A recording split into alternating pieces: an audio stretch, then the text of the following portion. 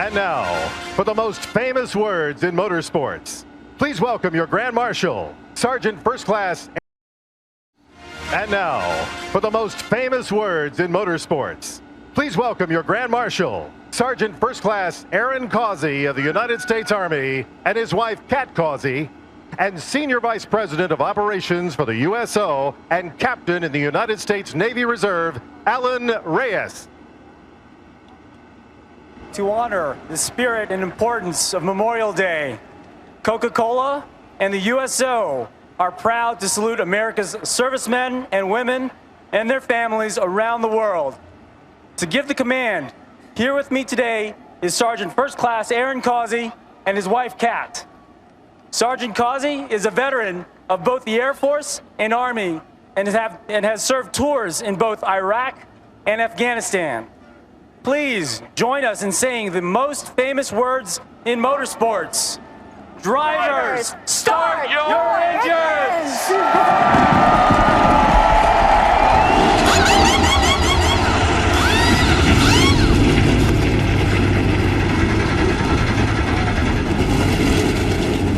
Michael and I will be here to enjoy the race along with you, and thank you for watching. Let's take you through the guys who will guide you all 600 miles upstairs to call the race. Darrell Waltrip, Larry McReynolds, and Mike Joy. I hope you guys are ready for a long but exciting night.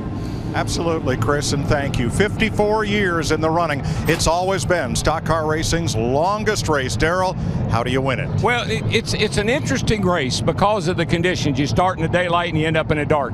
But you have to have patience.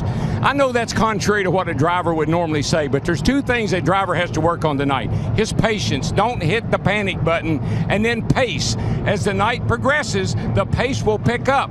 That's when you need the most patience. That's usually when they're the thinnest. The sun that is broiling us is doing the same to turns 2 and 3. And Larry, as Darrell said, it's 3 different races: daytime, dusk, and nighttime. In every one of those segments is roughly 200 miles, and as the track cools off, it's going to gain grip. The way the car drives for the driver is going to change, and it's going to get much faster. But that driver that can give the right feedback to that team, and that team that can be aggressive with those changes all night long, that'll probably be the group in victory lane at the end of 600 miles. The final and longest event in worldwide auto racing's biggest day begins next, right here on Fox. From Concord, North Carolina, NASCAR on Fox presents the Coca-Cola 600. NASCAR's longest night in front of a full infield and a mostly full grandstand is ready to roll. Cars are running and ready to roll off. Let's hear from some of the drivers about racing tonight for 600 miles. The longest race of the year. 600 grueling miles. Starts at a day, ends at night. Round and round and round and round. You're mentally trained to run 400 or 500 miles, so that last 100 miles is different than what your body and your mind are used to. It's like driving to Kansas, back home. You gotta make sure you maintain mental focus all the way through the race. It's the longest race ever in the history of mankind. I mean, it's brutal. It's Charlotte. Here's a look at the Geico starting grid for tonight's race. Denny Hamlin, first Charlotte pole. He finished here second in both races last year. Kurt Busch won this race from second on the grid 3 years ago. Matt Kenseth got his first career win in this race. Mark Martin 4 times a 600 winner. Clint Boyer, winner here in October. Casey Kane won it last year. 3 victories for Kane. Greg Biffle finished 4th last year. Kyle Busch in the top 10. He's been second here twice. Jamie McMurray's won the fall race here twice, and Ryan Newman second in 2009. Dale Earnhardt Jr. made his first career Cup start here. Jimmy Johnson's a 6-time Charlotte winner, including 3 600s. Carl Edwards, a best finish of 3rd, and Jeff Gordon, way back in '94, scored his first of 87 career wins. Then it's Kevin Harvick, the 2011 winner. And one Pablo Montoya, who's won the other 2 big Memorial Day weekend races, Indy and Monaco. Martin Truex Jr., 7th in '05. Eric Almirola, top 10 in 4 of the last 5 races. Rounding out the top 20, Marcus Ambrose, 6th in 2011. And Brad Keselowski, 5th last year, just off the plane from Indianapolis. Well, let's see if we can get Clint Boyer on the phone here. Clint Boyer, DW, got a copy there, my friend? I got you, pal. Hey, Clint, I heard in an interview you said that this 600-mile race is brutal. What did you do tonight to prepare for 600 brutal miles? You got a camera right there. I'll show you. That's going to run out just about the time this race does, I think. Yeah, man, it's a long one. You've been here several times. You just got to get after it. The hardest thing to do is keep up with this racetrack. Seems like ever since they've repaved this thing, it's just a bear to keep a hold of. All the way through practice sessions and stuff. One minute you're frustrated, the next minute you're satisfied. You just don't know what to trust. You got a lot of adjustability built in a race car. Got a great team behind you with Brad, Patty, and everybody in this 5-hour energy Toyota. Gotta stay with it. Be there at the end of this baby. Get good fuel mileage if you need it, and hopefully be a winner. Yeah, we do have the camera, and it's a great shot, by the way. You look right racy sitting in that thing. We'll keep an eye out for you tonight. Good luck, and don't run out of energy.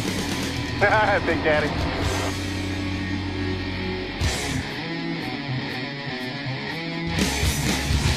Tonight's race is brought to you by Budweiser, the beer that starts with full flavor and ends with a crisp, fast finish. Great times are waiting. Grab some buds. Get down to our NASCAR on Fox All-Star Pit Crew, beginning with Steve Burns. Well, Mike, as you said, Kurt Busch won this race back in 2010, but he's in a 54-race winless drought. Now, I talked to his crew chief, Todd Barrier, and he said that Kurt is ready to win for this Furniture Road team. They have lots of speed. They will roll off from the front row, but this team has to have a flawless race with no mistakes, Matt Yoakum. Steve, Casey Kane, he excels in the longer duration races, 500 and 600 miles, and endurance is the key word tonight. Shortly after midnight, Casey began to experience flu-like symptoms. Once arriving at the racetrack, he went to the Infield Care Center, and he had not one but 2 IV bags. Now, Casey told me shortly before getting in the car, he feels good, up to the task of 600 miles, but his biggest concern, just how free this racetrack will be in the daylight portion. He set the tone in practice, Chris Devoda. He had the best car, P1, in both sessions. Well, this is a race of patience, not exactly a Kyle Busch attribute. Or is it? Crew Chief Dave Rogers told me Kyle is looking towards the end of the race. Over the last 2 weeks, there have been 2 points races here at Charlotte Motor Speedway. Kyle Busch has won them both, but the only victory lane that matters now is 600 miles away. Jeff Hammond, are you up on that big screen? Where are you? No, Krista, I'm not. As a matter of fact, I'm up here. Bring it over here. The Sprint Unlimited Cam. I'm talking about it. Bring it over here. This is where I am. And tonight, with the help of this camera, folks, we're going to try to keep up what could be a record-breaking 600-mile race here at Charlotte. That's right. It's going to be fast, and it's all because of that new Gen 6 car. Now, with speed, well, it could bring some issues. I'm talking about mechanical issues, such as with the engines. The other thing is the drivers, well, they got to be focused longer than they ever had throughout this 2013 season and trust that their crew chiefs are going to make them happy by the end of the night. Also, on this Memorial Weekend, we want to wish everybody a happy weekend and remember those who gave their all for our freedom as well as the blessings we all enjoy. Mike? Thank you, Jeff. We echo those comments. I was a little worried about you. A couple of years ago, we had a Wallenda walk one of those wires up there. Hope you weren't going to try that. 76 degrees is the warmest it's been all week here at the Speedway. The track temp in the sun, 105. Along the backstretch through turns 2 and 3. No breeze, plenty of suntan oil as they roll toward turn number 3. It takes 400 laps to go 600 miles. The pit road speed, 45 miles an hour, and they'll need Sunoco race fuel at least every 46 to 50 laps. Danica Patrick, engine trouble in practice, same for Trevor Bayne.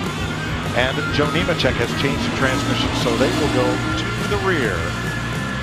Here's our sprint breaking down the race. As we talked about, it's a 3-part event, the heat and the sunlight of daytime. And then, how is Dusk different? Well, the big thing right now, Mike, I look at turn 2 and turn 3, it has sunlight on it, but turn 4 and turn 1 is in shade. Then the nighttime is the right time, and here we go for 600 miles in Charlotte. Folks, everybody's on their feet. Today we honor the American flag. Tonight these drivers are racing for the checkered flag. Boogity, boogity, boogity! Let's go Memorial Day racing, drivers!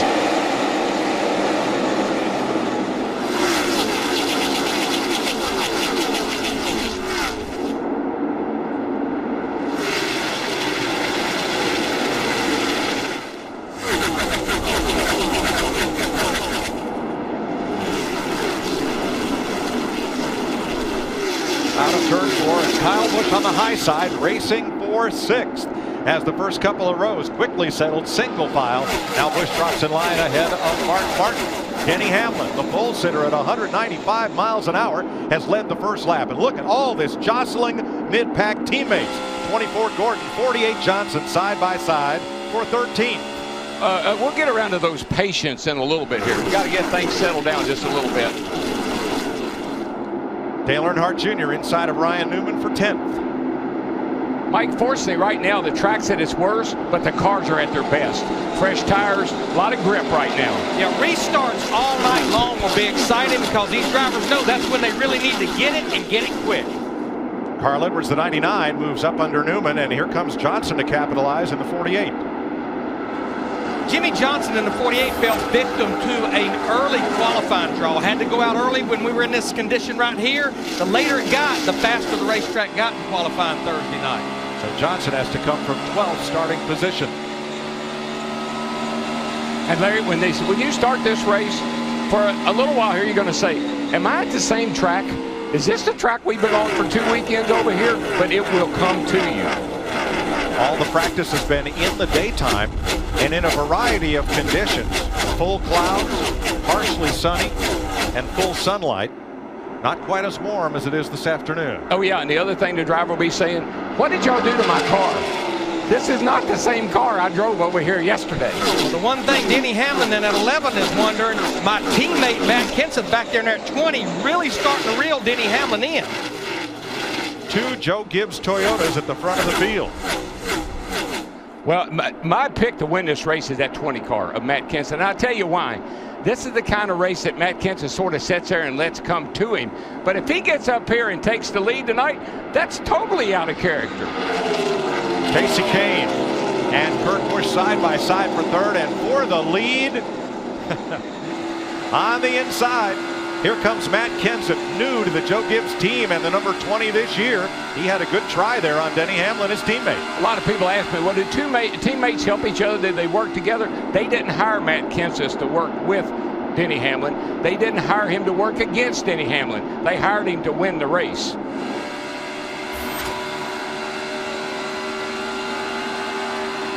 Single file back through 15th position. Here is Montoya on the inside of Menard, and Ambrose going inside Newman for the lead again. Boy, Kenseth got a great run off turn number 2, carries it full steam into 3, but Hamlin's not giving it up. No, but that high line should prevail, get that nice momentum up off turn 4, and really gap that second place car, Denny Hamlin.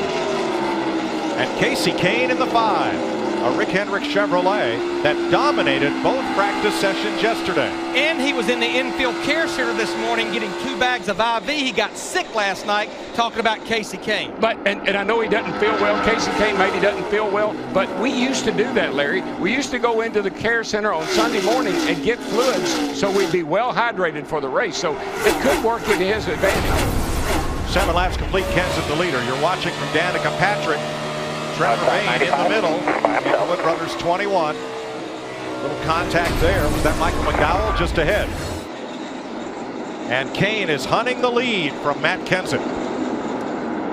Mike, one thing to remember about our cars, you watch the Indy 500 today, and the thing at our cars, we sit behind the engine. All the heat that engine generates, all the heat from the front brakes and the tires and everything else, just comes right up in the cockpit with the driver. Very hot in the race cars right now. That's Greg Biffle behind Jamie McMurray in the 1 for 8th place. Chevy versus Ford battle. That's Chip Ganassi's car, number 1. One of 2 cars he has in this race, along with Montoya. Jamie McMurray in the 1 looked awfully good last weekend. He won that sprint showdown, and Greg Biffle, he's been carrying the Ford banner all weekend long. Top qualified Ford driver, highest running right now. 10 of 400 laps complete in Charlotte. Matt Kenseth leading Casey Kane by 1/10 of a second.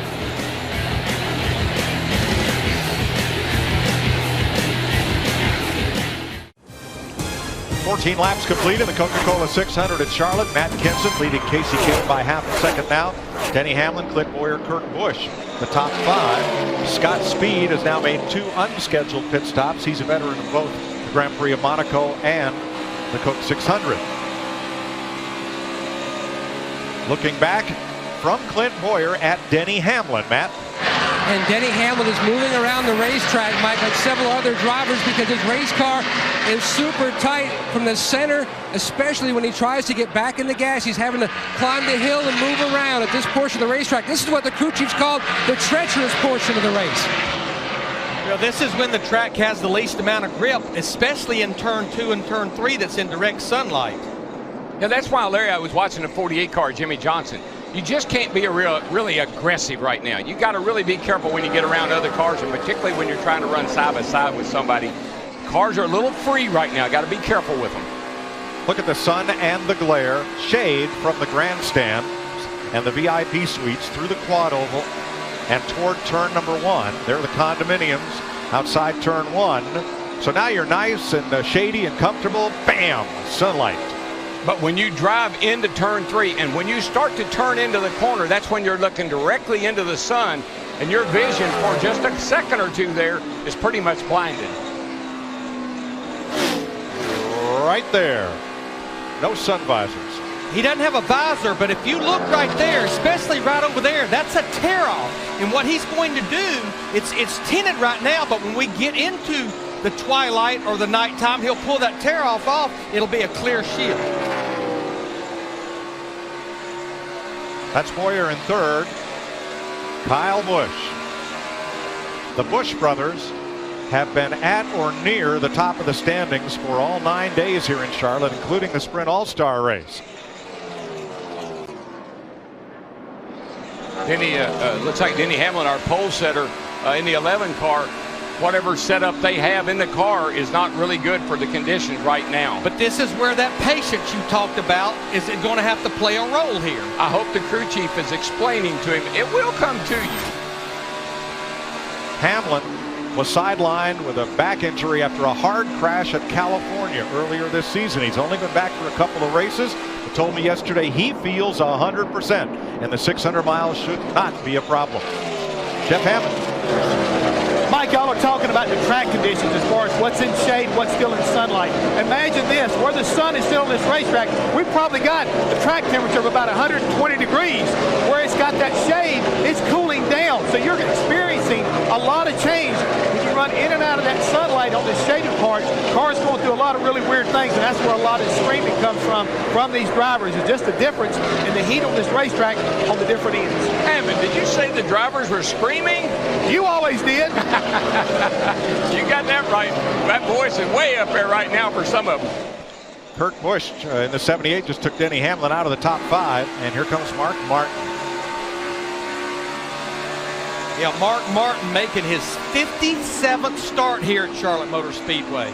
And up front, in traffic, as lapping has begun, Casey Kane comes right to the bumper of Matt Kenseth's Toyota.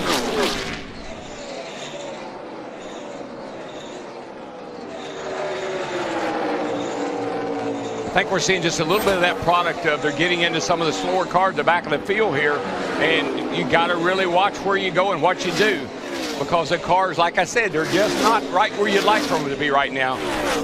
22 laps complete.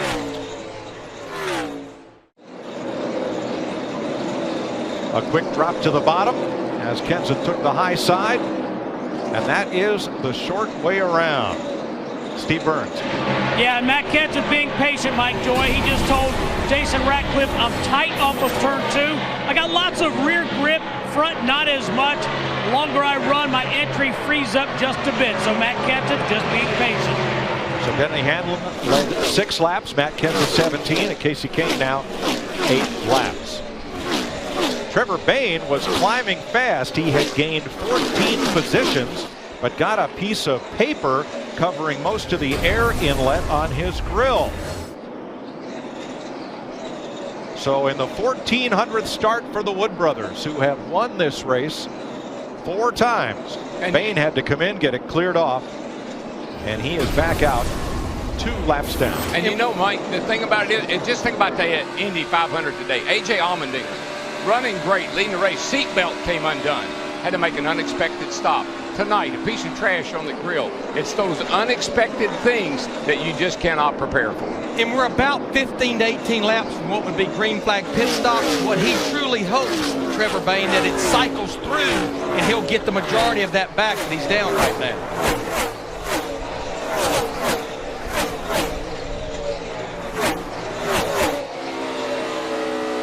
Danica Patrick is the biggest mover in this race. She started 42nd. She's gained 9 positions. Matt? Mike, during much of practice during the 2 weeks here at the Charlotte Motor Speedway, Tony Gibson, Danica Patrick's crew chief, they spent a lot of time working that 10 car in traffic as the 5 of Kane goes on the bottom. They knew she was back in dirty air at different portions of the 600-miler, and then when they had to go back to the back due to the engine change, it even came more to them. Right now, Danica says the car is on the tight side from late center to exit, just holding on about 10 to 15 laps away from that first stop. And Darrell, tight on exit, that just kills the straightaway speed because she's trying to put the throttle down and the front wheels aren't responding. Yeah, and even if you can't get the throttle all the way down, that's like choking the car down. It's putting all that pressure on the front tires. The car is just plowing. It's killing the corner speed and the horsepower in the engine. Casey Kane has lapped Danica. Now he goes after Dave Blaney, the former World of Outlaws champ, who ran the Outlaw race across the street here the other night. So did Tony Stewart. All my friends love that camera, going into the corner and actually experiencing what the drivers are experiencing. That's our Fox Sports 1 gyroscopic cam. Reminding you, Fox Sports 1 gives fans a new perspective on sports beginning August 17th.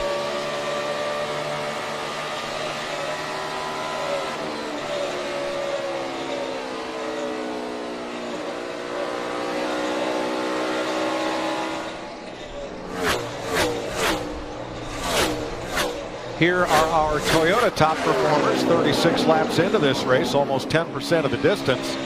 And Toyota has 5 of the top 7 spots, led by Matt Kenseth and Clint Boyer.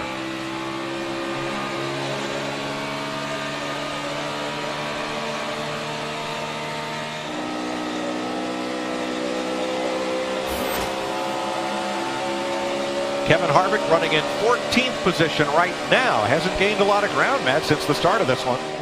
When you talk to Kevin Harvick, Mike, and Gil Martin, they tell you the one constant from their race car in practice, it didn't drop off a lot on the stopwatch, but the concern now isn't that the car is tight on exit.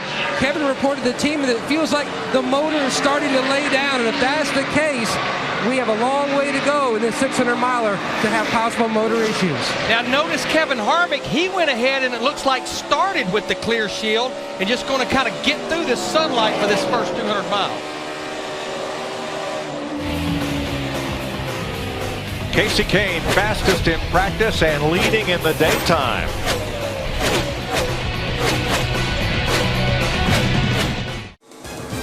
Mark Martin began the march onto pit road for green flag pit stops at lap 42. Now 2 laps later, half the field has been in, and here comes the leader.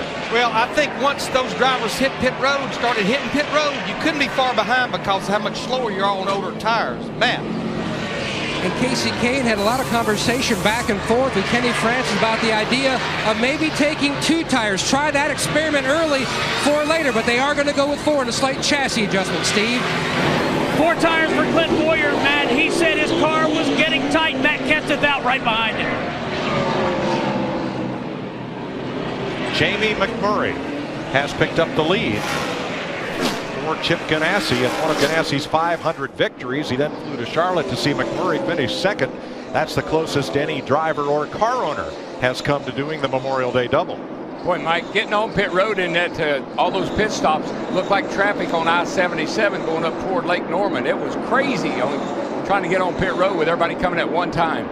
So 4 cars have not stopped. McMurray, Keselowski, Stewart, and Rudeman are still out on track. Yeah, I-77 North, Mike, that's how we go home from Charlotte up toward Mooresville. 2 lanes need about 8. Krista? Jamie McMurray in his pit stall. He is one of the few guys who said he started off really tight on that run. His race car then did get loose, but no major adjustments being planned for Jamie McMurray. He was very good here last week in the All-Star race. He said so far they're missing a little something. And that hands the leader over to the defending series champion, Brad Keselowski, who spent his afternoon up on a Penske pit box in Indianapolis and said, yeah, if the opportunity presented, he'd love to try the Memorial Day weekend double. Well, he sort of did. He sort of did the double today. He was in Indy, got down here just time to go to the driver's meeting. Here he is picking up the lead for a couple of laps.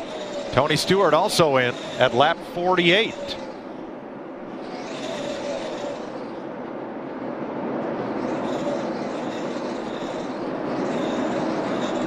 Steve? Mike, Tony Stewart saying my car is starting to get free on entry. And he's also saying the closer I get to a car, the worse my car gets. Matt. Brad Keselowski was complaining his car was rolling over on exit, but struggling on entry as well. Now they made a chassis adjustment, also shuffled the air pressures on that Blue Deuce, trying to get more grip. 2 penalties on this round of green flag pit stops. There's Casey Mears exiting from his penalty stop. He and David Reagan were too fast entering pit road. You know, Tony Stewart's an interesting guy. The Indy 500's over with now. I used to think that that was the distraction that kept Tony Stewart from having a good start to a NASCAR season. Indy's over with. Think about Tony Stewart from the middle of the summer on. Remember when he won the chase or won the championship 2 years ago? When did he win all of his races? In the chase, 5 of them. So maybe Indy's over with and Tony can get down to business. Tony came to NASCAR from the Indy Racing League where he was champion. So after the round of pit stops, Casey Kane has a 4-second lead. It was 2.5 before pit stops.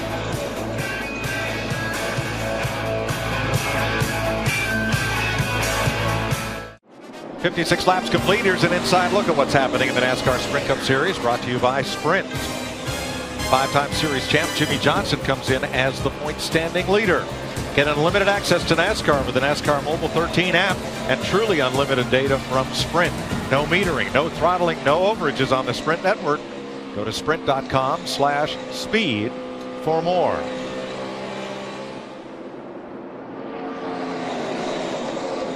Casey Kane is our leader after pit stops from Kyle Busch, Matt Kenseth, Clint Boyer, Kurt Busch, and our pole sitter, Denny Hamlin. Now look at our green flag pit stops. This is the lap leading into the stop and the lap leaving pit road.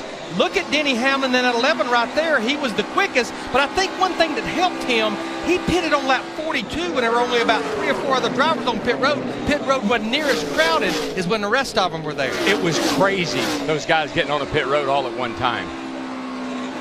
Denny Hamlin 7th before pit stops and currently 6th. The big loser on that pit exchange seemed to be Jamie McMurray, who came in 7th and came out 12th. And he did pit with a whole group of cars 2 laps later. The 16 of Greg Biffle. All Roush Fenway cars are painted alike this weekend. Biffle's has the yellow number on the roof. Carl Edwards' roof number is white, and Ricky Stenhouse in red. Montoya actually was forced off of pit road. He was trying to get on the pit road to make his stop there a little bit ago. And Marcus Ambrose in the 9 was in his way, and he had to go around and make an extra lap. So that really put him back into this 20th spot. Casey Kane out in front by 3.7 seconds. We expected this. In yesterday's 2 practice sessions, Kane was fastest in both.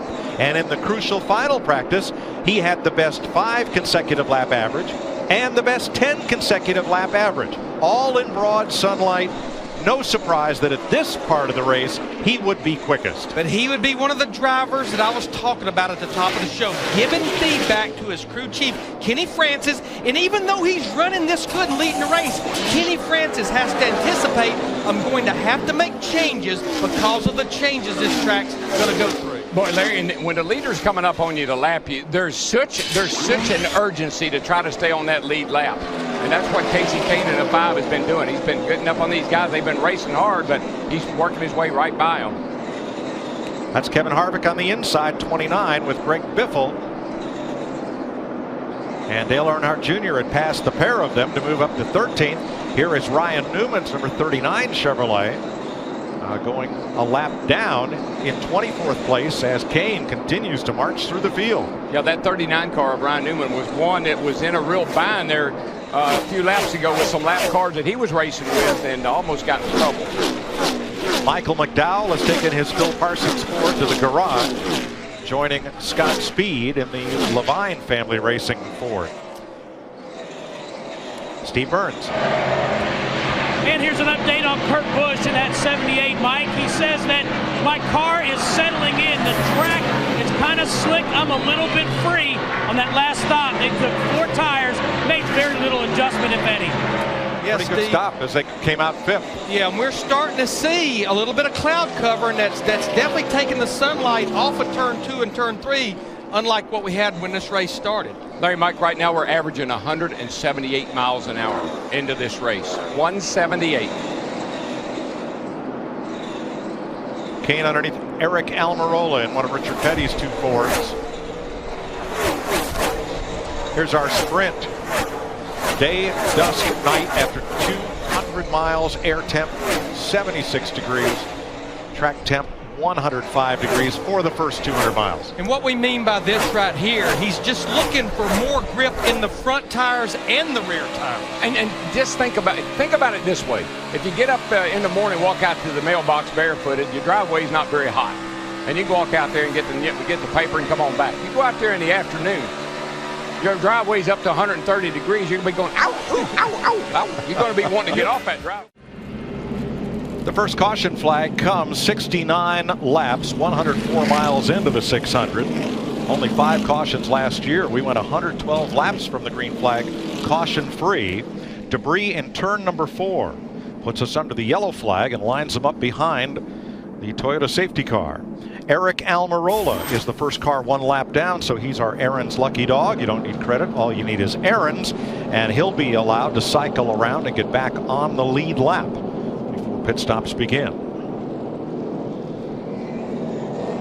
Yeah, I anticipate all these drivers that they're going to be on pit road getting 4 fresh Goodyear tires and filling up with Sunoco race fuel, because we were not that far from what would be green flag pit stops again. Great break for these drivers, though. They've been running hard here for 60, 70 laps now. This is time you can debrief a little bit, maybe make your car a whole lot better. Pit road is open this time around. So if you're pitting, you have to stay to the inside of the orange cone at the entrance of pit road. That's the commitment cone, and there's the commit line. And here they come. Krista. And it's amazing how much the car and the track change on that run. Kyle Busch saying his car started off a little darty, then got free entry, especially in 3 and 4. Steve? Well, Krista, his teammate Matt Kenta saying that he was loose on entry at both ends of the racetrack. Let's go to Matt. No adjustments on the 5 of Casey Kane. He did request that Kenny Francis have the guys look at the splitter up front. He thought it might have been bottoming out too much early in the run. No changes, he's away. Here's the race off pit road. Kane versus Kyle Busch. It's going to be Casey Kane. I believe that 18 car, though, made another one of those amazing pit stops. Denny Hamlin's team picks up 3 positions. Real loser, Clint Boyer in the 15 and his teammate Mark Martin in the 55. Casey Kane back in command of the Coca-Cola 600 after 71 laps under caution. Getting ready for the restart. Scott Speed is back on the track. Joe Nemechek made a late pit stop, and Greg Biffle fell from 8th after his green flag stopped at 15th just before the caution flag. We'll keep an eye on him. Casey Kane has chosen the inside lane. It is leader's choice. Kyle Busch will restart on the outside. Then Busch's teammates in those Joe Gibbs Toyotas, Denny Hamlin and Matt Kenseth, Kurt Busch and Jimmy Johnson in Chevrolets, Clint Boyer's Toyota, Jeff Gordon's Chevy, Mark Martin's Toyota, and Carl Edwards is the first Ford. He'll restart 10th. With several waiver rounds, we have 26 lead lap cars for this restart. Going to be a little pushing and shoving on this restart. We've seen that all year long on restarts with this car, especially at this size track. First time NASCAR's Generation 6 car has tackled the 600 miles at Charlotte. New track record in qualifying. We're back underway under green.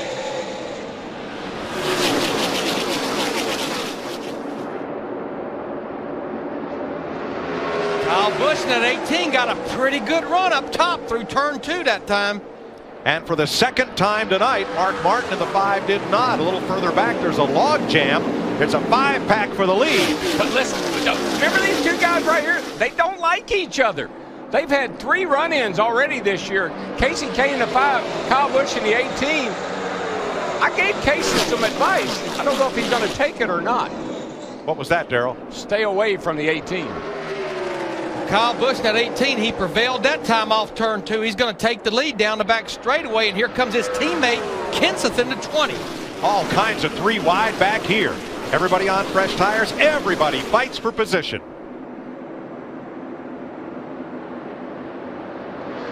Busch, Kane, Kenseth, Hamlin, and Kurt Busch. Then Jimmy Johnson, Clint Boyer, Jeff Gordon, Edwards, and Earnhardt. Kyle Busch won the NASCAR Camping World Truck Series race here a week ago. He won the Nationwide Series race yesterday. One of the few tracks he's never won a Sprint Cup Series race. We talked about Greg Biffle dropping back. Krista has more. Yeah, Mike, they're just making tons of changes right now. Greg's saying his race car is so loose, and it's loose everywhere. They made both a track bar adjustment and put some wedge into the race car. Greg just searching for answers right now. I think that's that kind of thing we were talking about. You're not going to have a very good race car until the sun goes down and the grip picks up. Those issues that Greg Biffle are having are all things that can be resolved when the track cools off. Yeah, we just saw his teammate a second ago, Ricky Stenhouse Jr. to 17. Ricky's still on the lead lap in 22nd, way up the racetrack. So their goal will be to stay on the lead lap until the track comes to them, and they can adjust to take advantage. Jimmy Johnson against Kurt Busch. 2 Chevrolets for 5th place. Yeah, Jimmy Johnson, we're riding with him in the 48 car. He made a bit of a run toward the front when they dropped the green flag, and then it's like he wasn't exactly where he needed to be, but it appears through the pit stops, the 2 stops that his team has made, they definitely are making that car better, and it's starting to really come to him. First thing you got to have is speed, and that car has speed. The next thing you got to have is the track to come to you, and that will happen. Keep an eye on the old 48. For the lead, Casey Kane got a big run on the high side of turn number 2. Takes it into turn 3 side by side with Kyle Busch, who'll come out of turn 4 first. You know, Chris Myers asked me in the pre-race show, did I think that Casey Kane would try to pay back Kyle Busch? Casey Kane's a smarter driver than that. You don't win racing, you don't win championships by holding a grudge and carrying over from one week to the next. Casey is certainly not that kind of driver. While they were going side by side, we talked about Matt Kenseth in the 20 back there, Kyle Busch's teammate. He's pulled right up to the back of Kyle Busch. Krista? Talking about the run-ins that Casey Kane and Kyle Busch have had the last few weeks, Casey actually said, will it come back where it could haunt me? He said, I kind of expect it, and it's fine. I just told Casey, quote, just don't make it hurt too bad. Yeah, I would really think right now all Casey Kane in the 5 and Kyle Busch in the 18 is thinking about is trying to win this Coca-Cola 600. Why would you take the best car here, the fastest car here, and take a chance of doing something to it, beating in the fenders or something, trying to pay a guy back for something that happened 2 weeks ago? Man, he's doing the best thing he can, pulling away. Mike, that was a good opportunity for Casey when he made that pass just to see what that 5 car would do on the high side. Right before their stop, he was concerned, telling Kenny Francis he wasn't sure with the way the splitter was bobbing out earlier in the run if he would actually be able to run the high side, and that's always his money spot here at Charlotte and different places, running that high line like Pearson and Petty. You know, Matt, the tire pressures will come up, and that will get the car off the splitter. Right now, Casey Kane is in a league of his own. He has got at least 2, sometimes 3 tenths in the bank over the field. We knew Casey Kane would be fast in daylight. As we transition to darkness, who will be quick? You're watching NASCAR on Fox this Memorial Day weekend in time for an AT&T race break. Brought to you by the nation's fastest 4G LTE network, AT&T Rethink Possible. And right now, Casey Kane the fastest. This is 19th Charlotte Sprint Cup race. He's won here 4 times with Michael Waltrip, Chris Myers, and the Joe Gibbs drivers have all each led. That's Kenseth, Hamlin, Kyle Busch this evening. But Casey Kane has been the class of the field, and that Hendrick versus Gibbs has been the story all season long. Certainly has. Gibbs has won 5 times, Hendrick 3. But what I'm looking at is this guy, Jimmy Johnson. He ran his fastest lap of the race, Chris, on lap 78. Everyone else, fastest lap in the first couple. That car is getting better and better. Jimmy has cracked that top 5. He has to drive through that Gibbs team to get to Casey Kane. But as night sets and these adjustments are continued to be made during pit stops, look for Jimmy Johnson to be right up there fighting with Casey Kane. Now we still have an hour before darkness falls here and the lights come on. We've had 2 different adjustments, but why has Kane been able to not only adjust but stay out in front? Well, I like what the guys upstairs said. Yesterday he was fast in the sunlight. He led both practice sessions. But this is also what I like. See the different lines? Denny Hamlin down low, Kyle Busch up high. These drivers are adjusting as well. They're looking for grip. They're feeling around to see how to take care of these race cars while the sun is still out. As things cool off, then the speeds pick up. They have to make adjustments then as well. Dale Earnhardt Jr. currently running 10th in the National Guard car, very appropriate on this holiday weekend, and hoping to make his move in a place he's very familiar with having some success. Yeah, he's won here. He's very fast at this racetrack. He and Carl Edwards both. Those are a couple of guys that are in the top 10 right now. You see Carl is Fastenal Ford. Inside that top 10, very steady. This is the time of race where you just want to stay in contention, stay in touch with the leaders, tell your team what you need to be better throughout the evening. And I think no one's much better than that than Carl Edwards and Dale Jr. Look for them to surface near the front as well. Carl Edwards, the only Ford in the top 10. He has twice finished 3rd in the Coca-Cola 600, but has never won this event, currently 2nd in points. And racing fans, if you think you know something about speed, buckle your seatbelt and play AT&T's Fastest Driver Challenge. Simply call *** FAST from your mobile phone. Predict who will have the fastest time. It's all brought to you by the nation's fastest 4G LTE network. AT&T, rethink possible. Kane in front of Kenseth and more to come. 101 laps complete in the Coca-Cola 600. Casey Kane, there's your leader from the Sprint Unlimited cam with an unlimited view of race day. Get unlimited data when you join the NASCAR family at sprint.com/speed. 102 laps complete. That's 153 miles out of the 600 will run tonight.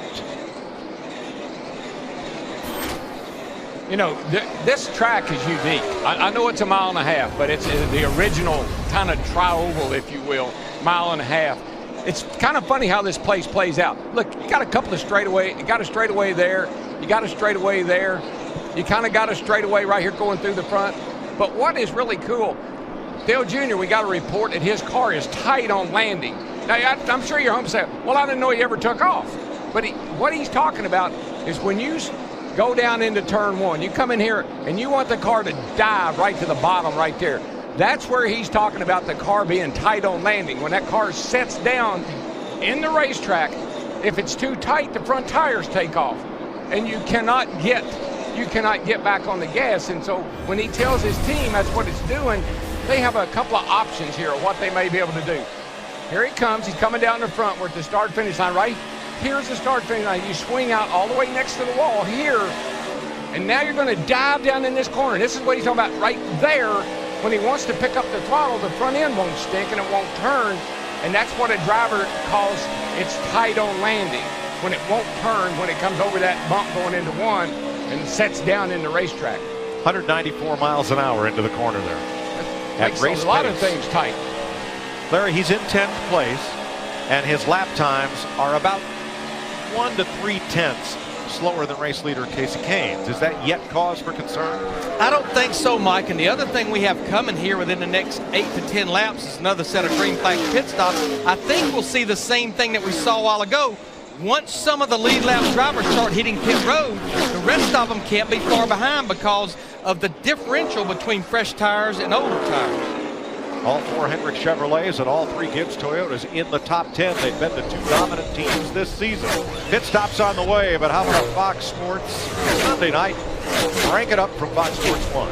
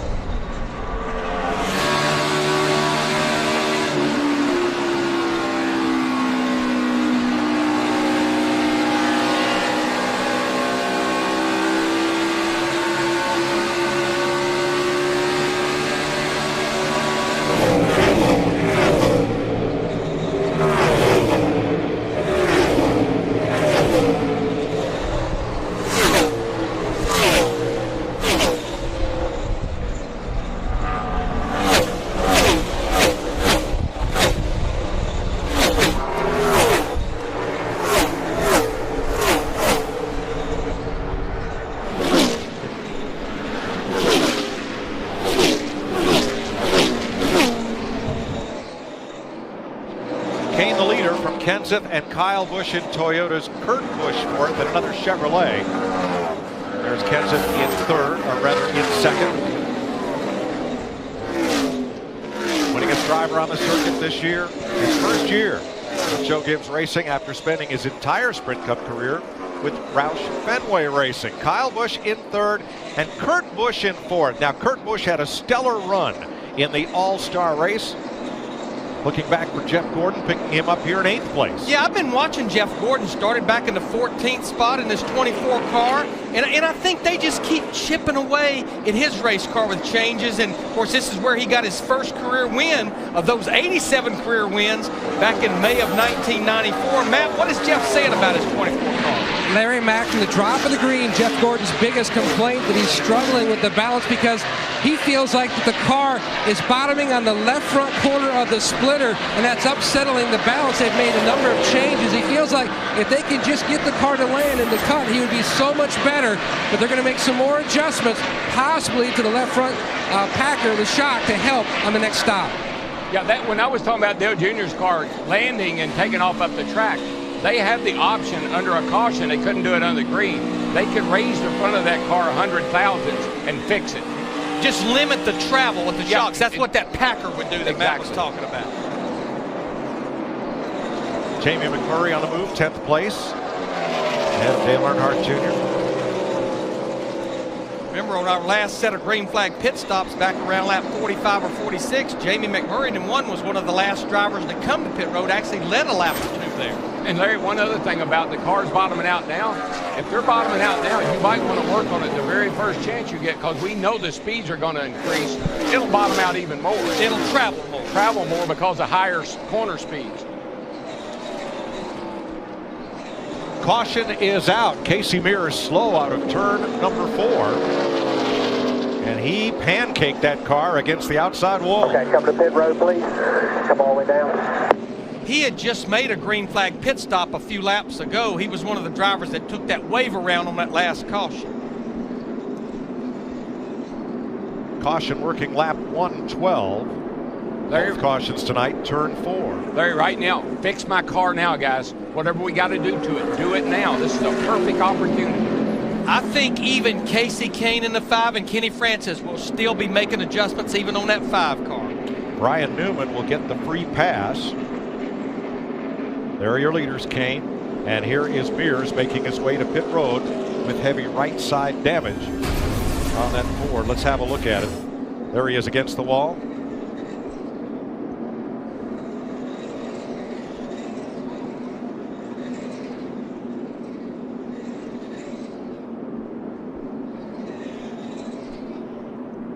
And the taillight panel comes off that one.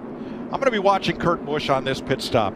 In the All-Star race, Busch was very fast, but on the final stop, he came in and went out deeper in the field. He had a good pit crew. They had a good stop. They just didn't have a great stop. Well, tonight, through 2 pit stops, this single-car team from Denver, Colorado has been performing, and they've kept Kurt Busch in the top 5 throughout the first 114 laps of this race. Pit road's open, Krista. Mike, Kyle Busch is keeping an eye on what Casey Kane is doing. He's saying Casey is set up more free, but Kyle doesn't want to be that free. However, he has to do something because he's just too tight right now. They make an adjustment. Steve Burns? Krista, Matt Kenseth said he started loose on that last run, but then quickly went tight. They'll adjust him. Kurt Busch says, I'm too loose on exit. We got to keep up with the track. Matt. Clean air has been Casey Kane's best friend during much of the race. The car, though, is going to the tight side. Another temperature change. They made a chassis adjustment. Close call at Casey Kane's pit, and coming out, it'll be 2 Toyotas, the Gibbs cars. Kyle Busch ahead of Matt Kenseth. Boy, they were jockeying with each other, too. Kyle Busch at 18, Matt Kenseth at 20. They were playing games going down pit road. Not a great stop. You said it, Mike, right there about Kurt Busch's 78 team. Kyle Busch out in front of the field after 115 laps. We're under yellow. 117 laps complete. We're under caution in Charlotte. Here's tonight's Ford F-150 EcoBoost track facts. Last year's Coke 600 was the fastest ever. Average speed over 155 miles an hour. Last Ford driver in victory lane in the 600, Mark Martin. 11 years to go, his only 600 win. Now, we said there were no sun visors in these cars. That's not entirely true. Ricky Stenhouse, under caution, has loosened up his shoulder harnesses so he could pull this tape off the top of the windshield, his makeshift sun visor. Notice he's got that clear shield, so he had to have that sun visor. Doing a good job here. Got a long ways to go. 284 laps. So he'll tighten up the belts to get ready to go. Now, Link Boyer. Well, you know why? Boyer's he's a dirt track racer. They run those tear-offs all the time on dirt tracks, so that's his kind of G2. So his dark tinted tear-off comes off for the clear shield underneath. Jeff Burton still getting some respite from the sun that is on turn 2, 3 on the backstretch, as is Danica Patrick.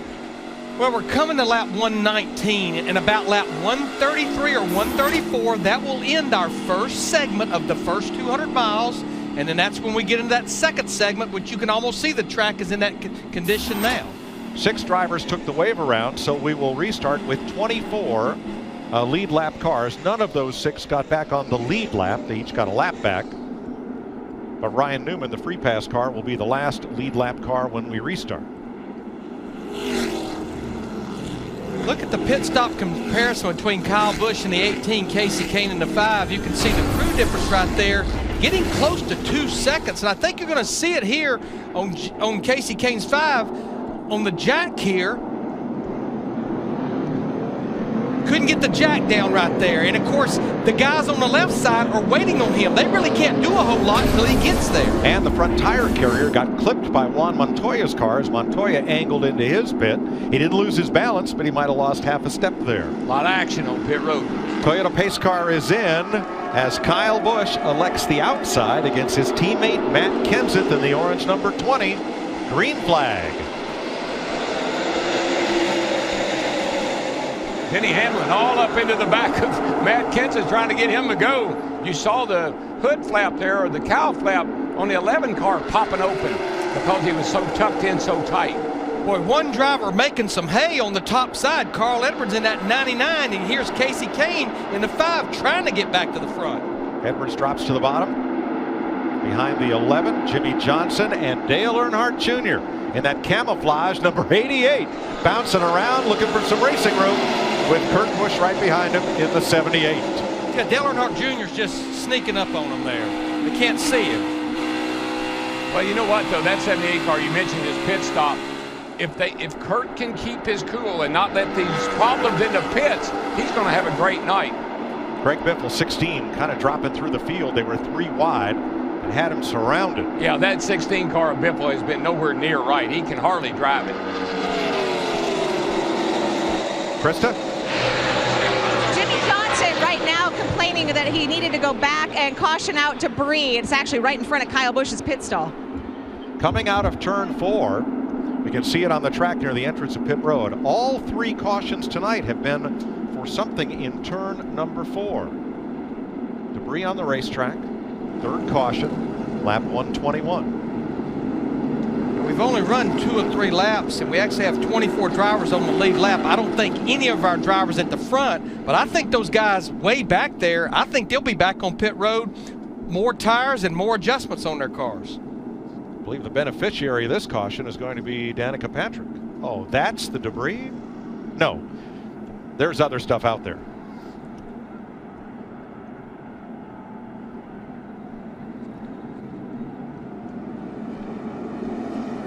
Bit of cabling up there as well as a few items that might have come out of the grandstand. There's that cable you see in the shot. Whoa. And that was definitely in the way of oncoming traffic. So we're under yellow for the 3rd time. Kyle Busch leading Casey Kane, Matt Kenseth, Denny Hamlin, and Carl Edwards. Danica Patrick is confirmed as the free pass car, and we'll get back on the lead lap. We'll take a break from the Coca-Cola 600 on Fox.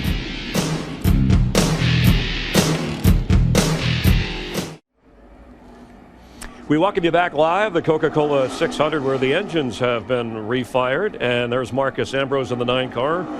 He's making up his laps. He went down. The NASCAR said they would freeze the field at the moment of caution. He lost a couple of laps while the caution was out. Now he's making those up to get his spot back.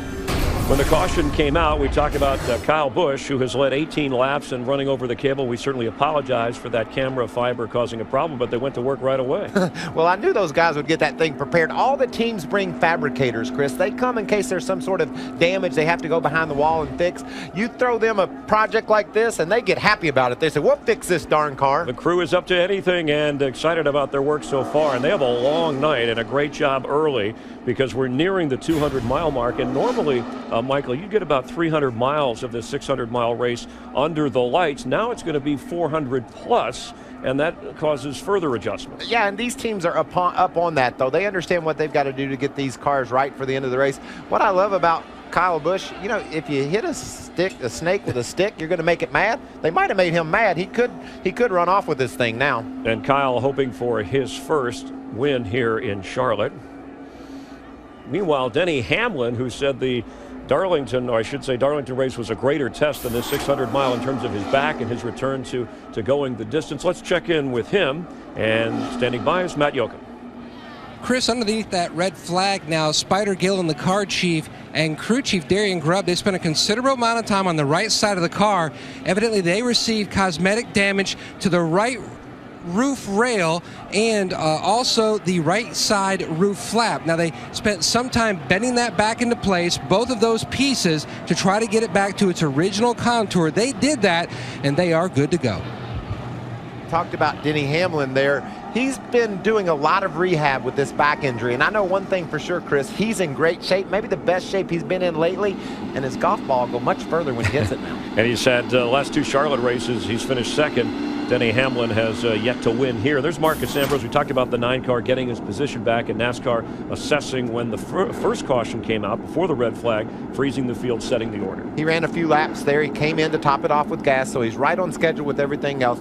Like the guys up in the booth, that's a great job by NASCAR. We've never seen anything like this before. They allowed those teams to reset from before when that fiber rope fell, and now things are ready to race into the darkness. And we do again at Fox Sports apologize for causing this delay to the drivers, to the fans here in attendance, to those watching. Certainly an accident because of a rope connecting a camera, causing this delay, causing some damage. Lee Spencer at FoxSports.com had reported that NASCAR race director David Hoots said to the crews during this delay it has to be relative damage, use your heads, and that relates to what you pointed out earlier about some other damage maybe being worked on the body of the car. Yeah, everybody, if you can fix it under a regular caution, NASCAR is going to allow you to do it. Jimmy Johnson had some damage on his right rear. They were working on the right rear. That's something you can do under a regular caution. They just had a little bit longer time to accomplish that, but if they come in now, they will lose positions. We're back to yellow. Everything's normal. You pit right now, you don't get your spot back. But if they stay out, you're all set. Assuming repairs are made, we'll see who benefited the most and how it affects the rest of the way. Casey Kane has led the most laps in tonight's race. Let's go back upstairs. Darrell Waltrip, Larry McReynolds, and Mike Joy. And Mike, NASCAR's longest night got a little bit longer, but hopefully it'll be exciting. Yeah, I'm afraid it did. I applaud NASCAR for the action that they've taken under a very unforeseen circumstance. The closest I can remember to this happened at Rockingham, North Carolina, on the 1 mile oval some years ago.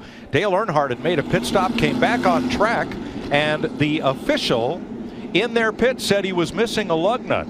Richard Childress convinced NASCAR to throw the caution, revisit the issue, and it was determined that all 5 lug nuts were in place and Earnhardt was given his spot back. That at the time, very unprecedented, but hats off to NASCAR because they react quickly and fairly to unforeseen circumstances such as this one. Yeah, I mean, we always sort of anticipate in the unexpected, but man, I didn't expect this. What this has really done, it has changed our segments because we're now well into dusk, twilight. We kind of lost that one little area there where we were going to really start losing sunlight. So this obviously also changes a little bit of the game plan of adjustments in these next 2 or 3 pit stops because we're not that far away from what will be darkness. Right, sunset 8:28 p.m., about 8 minutes from now. Total time of the red flag, 27 minutes. So the transition time begins. As Danica Patrick comes around, she is the free pass car on this, the third caution flag and 1 red flag in this Coca-Cola 600 so far. The average length of a Sprint Cup race this year has been a little over 3 hours. I believe about 3 hours and 15 minutes. Tonight's race, never mind the red flag, is going to go 4 hours and 30 minutes. So by any measure, time or mileage, it's NASCAR's longest night. Yeah, for the drivers, I think that we're banking on getting to that third segment in darkness, the final 200 miles. They maybe like what's happened here. Sort of reminds me of the Super Bowl. Remember what happened there? The lights went out. So, I mean, these things, I just saw Coach Gibbs. He's probably seen the field come up before. So a lot of things can happen. So, Larry, let's, with our sprint breaking down the race, let's talk about twilight and dusk. Well, again, we're getting into where the track has no sunlight. And the drivers definitely, they're going to have to be able to start getting more aggressive here because the track is going to pick up grip. And that means it's going to handle better, and they're going to be able to run faster speeds. You still got to make adjustments, but this is where they definitely can start to feel like that car's driving better. Only 4 drivers in the top 20 have run their fastest lap of the race after lap 40. Jimmy Johnson, as Michael pointed out earlier, Joey Logano, Ricky Stenhouse, and Tony Stewart. Everyone else's fastest lap was the very beginning of the race. I have a feeling that's about to change. Casey Kane is Casey Kane's on the inside. Kyle Busch has elected the outside for this restart. Matt Kenseth, Denny Hamlin, Carl Edwards, Kurt Busch, Earnhardt, Johnson, Boyer, and McMurray will bring them down to the green flag to begin lap 131. We're back under green. Casey Kane in that 5 did not get a good restart at all. In fact, Matt Kenseth in the 20 was bumping him down the front straightaway. Yeah, Casey spun the tires here when he took off, and it really it slowed him down, and Matt Kenseth was all over the back of him. And here comes Kurt, the older Busch brother with that black Chevrolet. Had a great run off the high side of turn 2, and he is going for second and gets it in turn 3. That 78 of Kurt Busch has been fast over here in the All-Star race, qualified well. That car's really had some speed in it. Boy, they are 3 wide, kicking up dirt and everything else down this front straightaway. The nature of these restarts. And again, it's Mark Martin, man in the middle, backing up. He is not getting good starts and restarts tonight. While up at the front, Denny Hamlin clears for third place. That's Casey Kane looking back from Hamlin in fourth. Matt Kenseth right behind him. Then Johnson and Edwards. Larry, the restarts kind of remind me of what some of the drivers said after the All-Star race. They got their cars so beat up, the bodies of them on the restarts, that they really hurt the aero package. Ninth place race. Dale Earnhardt Jr. on the outside of Jamie McMurray.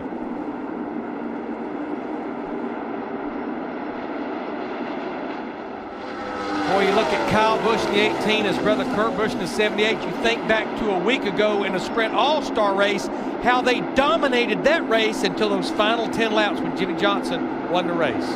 McMurray quicker to the throttle off turn 4. He takes it, grabs that spot from Earnhardt. Now it's Boyer and Logano looking in. Another guy that's really improved his car since that red flag is the 11 car, Denny Hamlin. He was falling back a little bit before that last red flag, but he seems to have made his car a lot better. Up front, it's Toyota, Chevy, Toyota, Chevy, Toyota, Chevy, Ford. Kenseth and Johnson, that third pair. Fifth and sixth. Then Carl Edwards, the first Ford in the field, at seventh. Yeah, you look at the lap times right now, it looks to me like about 11 or 12 of the top 15 drivers, they now just ran their fastest lap of this race. Absolutely, this track is gaining grip and gaining speed. Yeah, the fastest lap of the night was by Hamlin just a bit ago at a 28.40. Ryan Newman, Eric Almirola, they were a lap down earlier. They both got back on the lead lap with the free pass. And now they battle for 21st. Keselowski right with them in the 2. You know, I really think what happened, these drivers are probably pretty happy because they didn't have to go through that aggravation of going from daylight to dark to the track changing. They were able to come back out here and start really with everybody on equal ground. All the top 10, with the exception of Matt Kenseth, have just turned their quickest lap of this race between this restart and right now. And out front, it's the Busch brothers. Mercurial, polarizing, hot-tempered, you name it. Yesterday, Kyle Busch led all but 14 laps. He just wore out the field. in that nationwide race. You left one out. What's that? The ultimate desire to win for both of them. Well, I like that 78 bunch. Todd Barrier, the crew chief on the 78 for Kurt Busch. Barney Visser, the owner, out in Denver, Colorado. They're kind of the lone wolf. That sort of fits the guy that drives the car. They call him the outlaw. Kurt Busch is the only driver of a single car team in the top 25 in this race right now.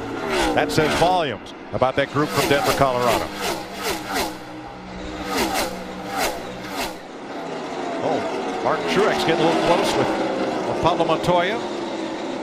That allows Paul Menard to close in.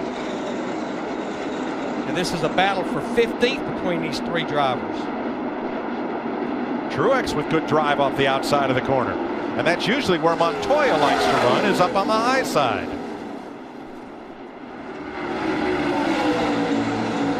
But Montoya is a bottom feeder through 3 and 4 and takes back the spot. This track is really, I guess it's the car, the tires, the combination, whatever. But the bottom has really been quite good here for the last 2 weekends. It seems like the cars really work well around the bottom. You only go to the top when the car goes to handle it poorly. I think Kurt Busch in the 78 sees that Kyle Busch's brother in the 18 running the bottom, so he has started moving his car around a little bit up to the top side. Next Sunday, the Monster Mile, Dover, Delaware. NASCAR on Fox has Casey Kane. Takes third from Denny Hamlin. And for 12th place, Jeff Gordon, who got his first career win right here in 1993. His number 24 Chevrolet with Joey Logano in the number 22 Penske Ford. But Joey Logano in the 22 has been making some nice gains. Started all the way back in 29th position. Car bottomed out qualifying. Been steadily working his way to the front. Yeah, he finished second over here in the All-Star race, and I've been impressed with this group. They have made steady improvements since the beginning of the year. I think Joey right now is really coming into his own. He's happy with his car. He's happy with his team. I like what he's doing. 141 of 400 laps complete in the Coca-Cola 600 on NASCAR's longest night. You're watching NASCAR on Fox.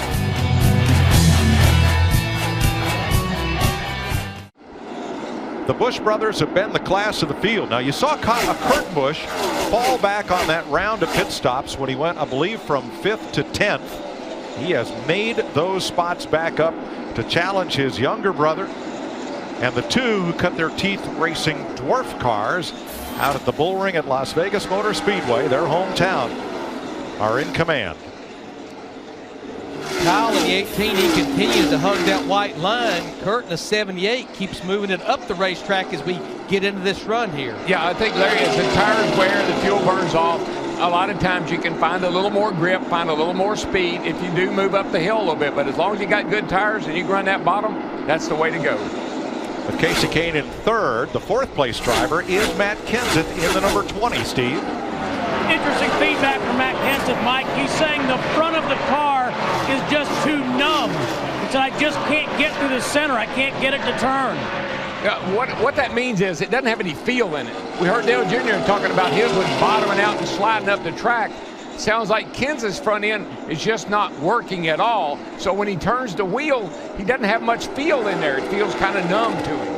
Larry, is that something that will get better as we transition into night, or are they going to have to make changes? Well, the front tires will definitely gain grip, but they're going to have to make changes because they don't want to get the car out of balance. You can't have one end gripping a whole lot more than the other. They got to come up with an adjustment that will wake that front end up, and that could be a number of things. They could do a little air pressure, or they can do a little wedge, or there's a number of things they can do to wake it up. Well, if that front end's on Novocaine, Kenseth is flying. His lap times are 0.2 faster than the race leader right now. Krista. Greg Biffle started this race 7th. He has just been dropping back continuously. They made a slew of adjustments back on lap 71. But Greg right now thinks there's a problem with the right rear shock, and it's going to keep him back in the pack right now. Yeah, Krista, he's actually had his hands full since the drop of the green flag, and right now he's next to the last driver on the lead lap, Danica Patrick, in 25th behind him in her 10. he keeps going green, he'll get lapped the way this thing's driving for him. Yeah, I've been watching him, Larry, and the car is really evil. I mean, that's a wicked car to drive right now. It's wobbling off into the corner like it has no idea where it wants to go.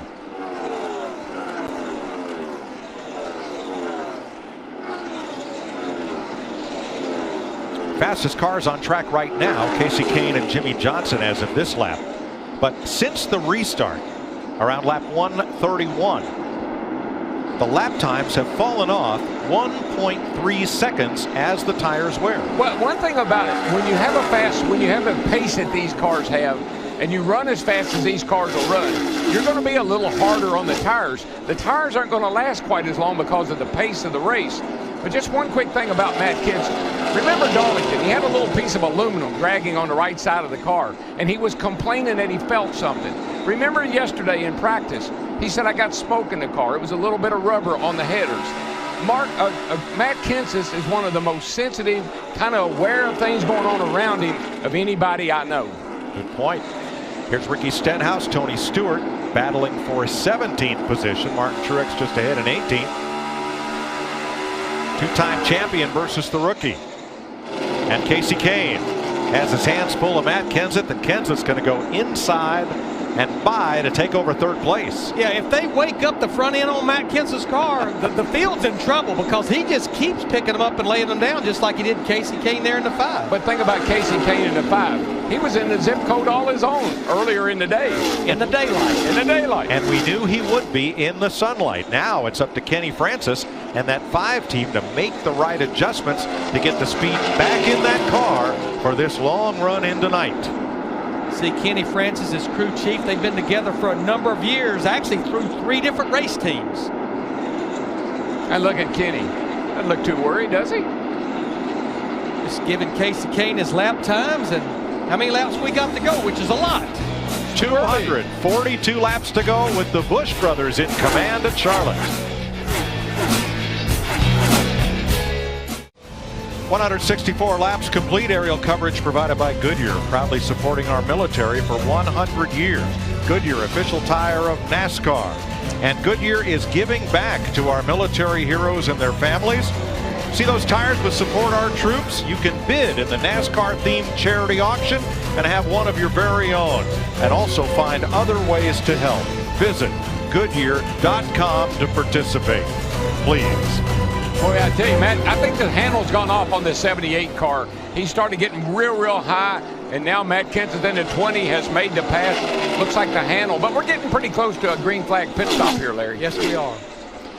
234 laps to go, and we have a statement from Charlotte Motor Speedway that when that rope cable came down onto the track, was hit by several cars. There were also several injuries in the grandstand area. 10 fans received injuries. 7 were treated and released here at the Speedway. 3 fans were transported to a local hospital for observation.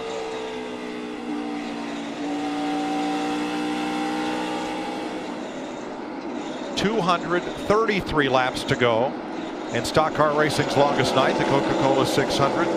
Kyle Busch now leading his Joe Gibbs Toyota teammate Matt Kenseth by 1 second. Kurt Busch now third, 1.5 back. Casey Kane 1.9 off the lead. There they are. Denny Hamlin 3.3 back. How about Hamlin, Matt? Mike, from the drop of the green, our pole sitter Denny Hamlin was battling a tight race car. Then when the racetrack got into the dusk and darkness condition, now it's swung to the complete opposite. Now the car is extremely loose. He can't be aggressive with it at all. They're talking about what significant changes to make to their upcoming pit stop. That upcoming pit stop, it's going to be within, I think, about the next 5 or 6 laps. We're right there on that window again. Regan Smith has stopped a little bit, maybe a little bit early, out of sequence. And Kurt Busch continues to impress as he runs ahead of Casey Kane, Steve. Yeah, they've had a great night, Mike. Kurt just told his team, we need more rear grip on my race car. And evidently, when Kurt goes to put the throttle down, the back end's wanting to come out from under him. He's needing those rear tires to grip the racetrack better. See, I think this is where we heard Matt Kenseth talk about the front of his car. As the fuel burns off, he's going to pick up a little nose weight. That means his car is probably going to be pretty snug. It's going to be tight. These other guys sound like they're complaining about their front end maybe too positive, and the back of the car is getting real loose. So this setup that Matt Kenseth has could really be working in his favor. Well, they were last on pit road a little more than 40 laps ago. That includes a few laps of caution, but it won't be long before this next round of green flag stops. Comes Trevor Bayne in the 21 car on pit road, but I'm definitely seeing Matt Kenseth as we're closing in on these stops. He keeps gaining little by little on his teammate Kyle Busch.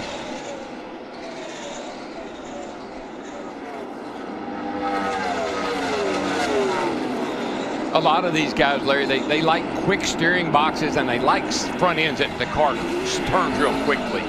Matt Kenseth's not one of them. Wood brothers complete their stop. Oh, Casey Kane and Kurt Busch for third place.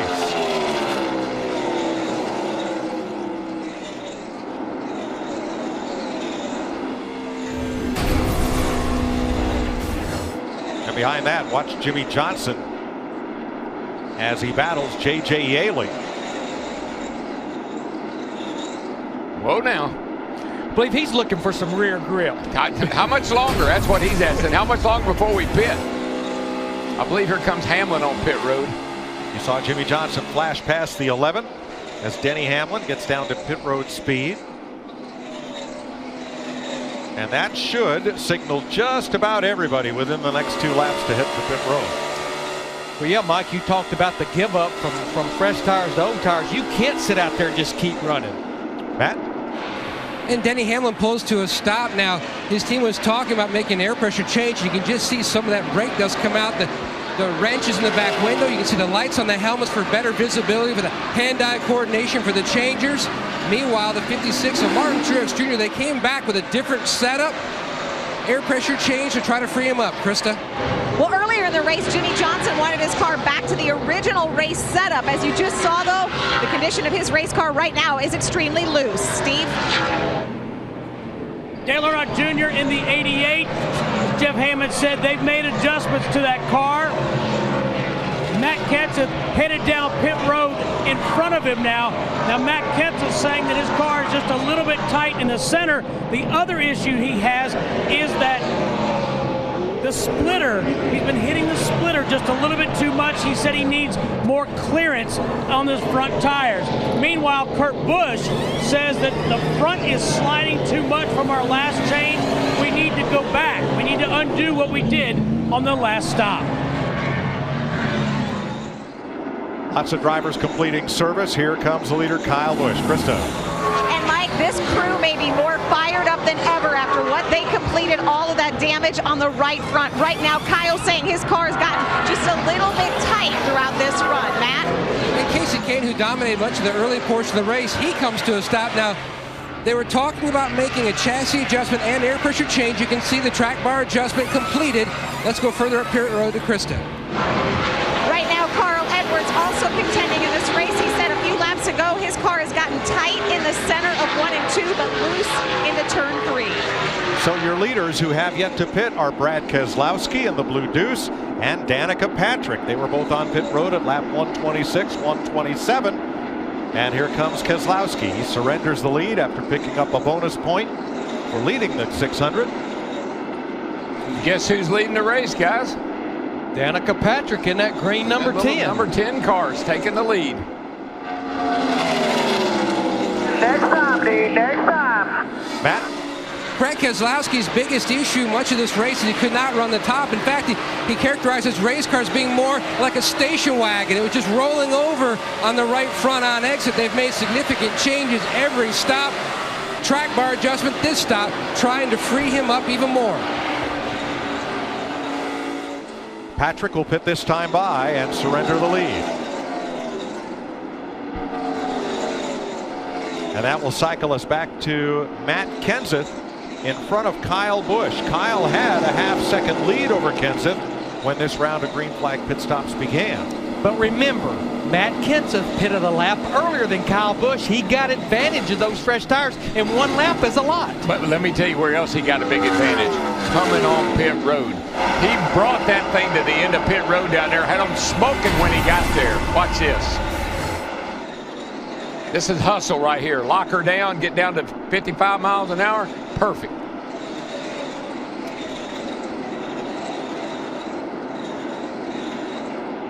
Now, you don't have to be doing pit road speed at the commit line, but before the end of that first segment, you have to get to an average of pit road speed.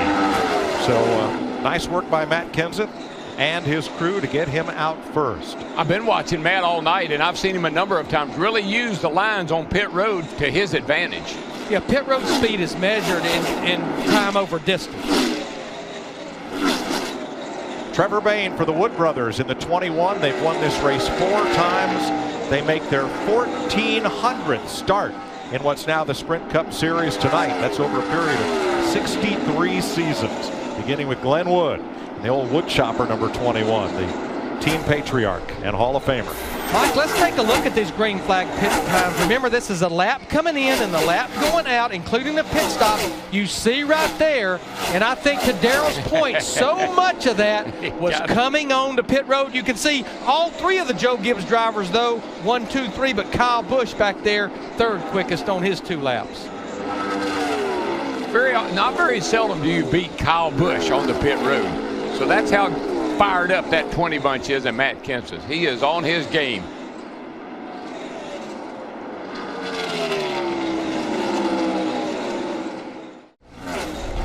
Closing in on halfway. Coca-Cola giving fans the chance to win a trip to next year's Coca-Cola 600 in Charlotte and a new Toyota Camry. Your VIP trip includes airfare, hotel, and race tickets, plus $10,000. Visit mycokerewards.com/NASCAR for complete details. Flat left rear for rookie Ricky Stenhouse, and he's made an unscheduled pit stop back on track. Here's your leader, Matt Kenseth. He has yarded Kyle Busch, his teammate now, by 3.2 seconds. Casey Kane has moved to 3rd, breaking up the Joe Gibbs Toyota trifecta. Kane to 3rd at 4.3 seconds behind the leader, then Hamlin and Kurt Busch. Yeah, I mean, they made up a lot of ground, DW, on that pit stop getting on pit road, but he is definitely maintained. In fact, he's about a 10th quicker than his teammate Kyle Busch in that 18. Yeah, that's what I was going to say, Larry. The lap times of the 20 car of Kenseth is a little bit better than everybody else right now. They made the right adjustments, and that numb front end, I believe she woke up. Meanwhile, Clint Boyer is in 11th place. He's 13 seconds off the lead. We spoke to him on the pace laps. Steve Burns in his pit. And Mike, I think they're struggling with this track going through a change. Clint just said we may have something wrong with the right rear. His crew chief Brian Patty said no, it's from the front that is not turning. It's the front. Work on the front of your car. Clint's response was, my car is plowing. Just look at him. 4th place, Kurt Busch coming back toward the front. Inside of Denny Hamlin, side by side. And can't clear him off the corner from the low side. Kurt gets a good run down the back and shoves it into turn 3 hard on the inside. He's got the spot.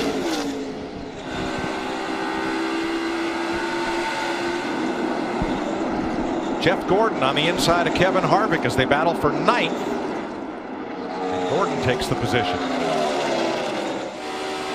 Larry, we're starting to see comers and goers at this time of night.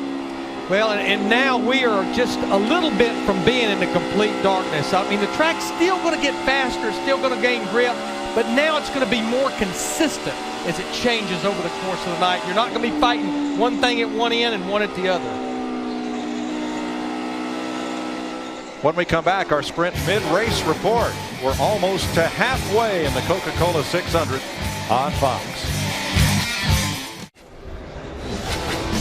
Matt Kenseth, NASCAR's only 3-time winner this season, your leader at the halfway point. Time for the AT&T Mid-Race Report. I'm Chris Myers. Glad you're watching with us on this Memorial Day weekend.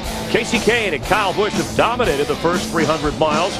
Kane has won this event 3 times. Kyle Busch aiming for his first win in the 600. Darrell Waltrip, who are you keeping an eye on? You know what? If it wasn't for a blown engine at Daytona, a wreck at Bristol, Matt Kenseth would have 5 wins. I think he's the hottest driver on the circuit, and certainly tonight he's the hottest driver. What do you think, Michael?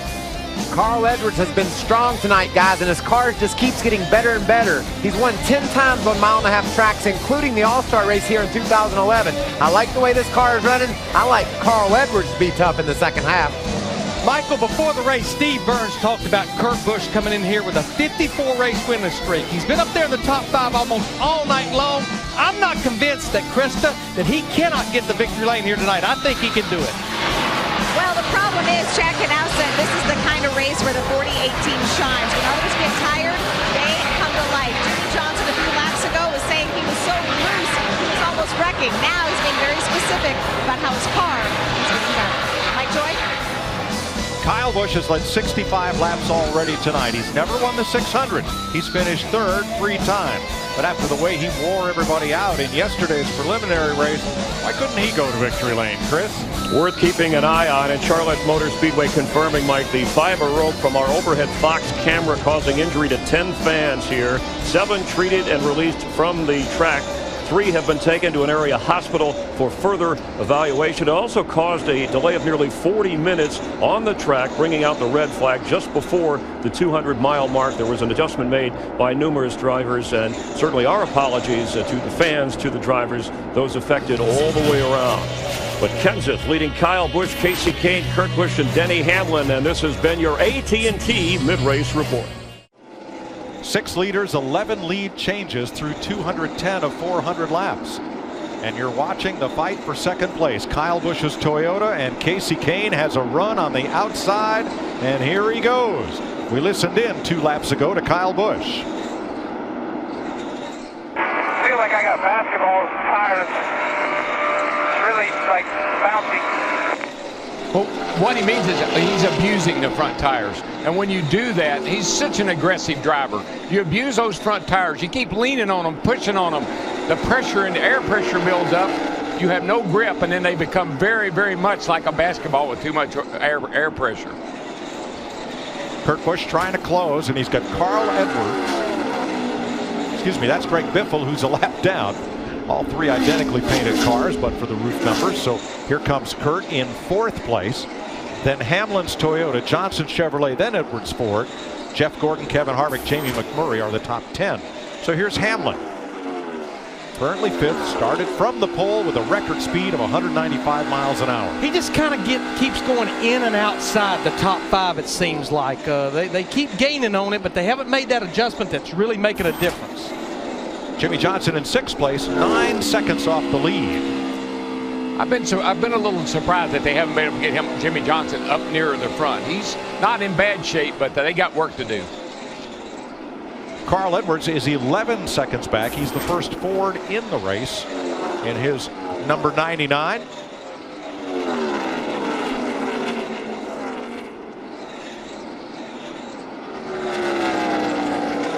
Remember a few years ago at Martinsville, we had an issue where the track came up, damaged Jeff Gordon's radiator. The race had to be stopped. However, on that occasion, even though it had nothing to do with the race, the damage to Gordon's car, NASCAR would not allow them to repair during the red flag or until they got back under caution and cars got running again. Yeah, just another one of those freak occurrences that will happen from time to time. And here's Kevin Harvick in 9th.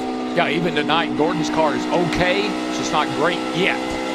Yeah, Kevin Harvick won this race back in 2011. When he's up in the top 10, this portion of the race, he could become the closer tonight. Jamie McMurray has flirted with the top 10.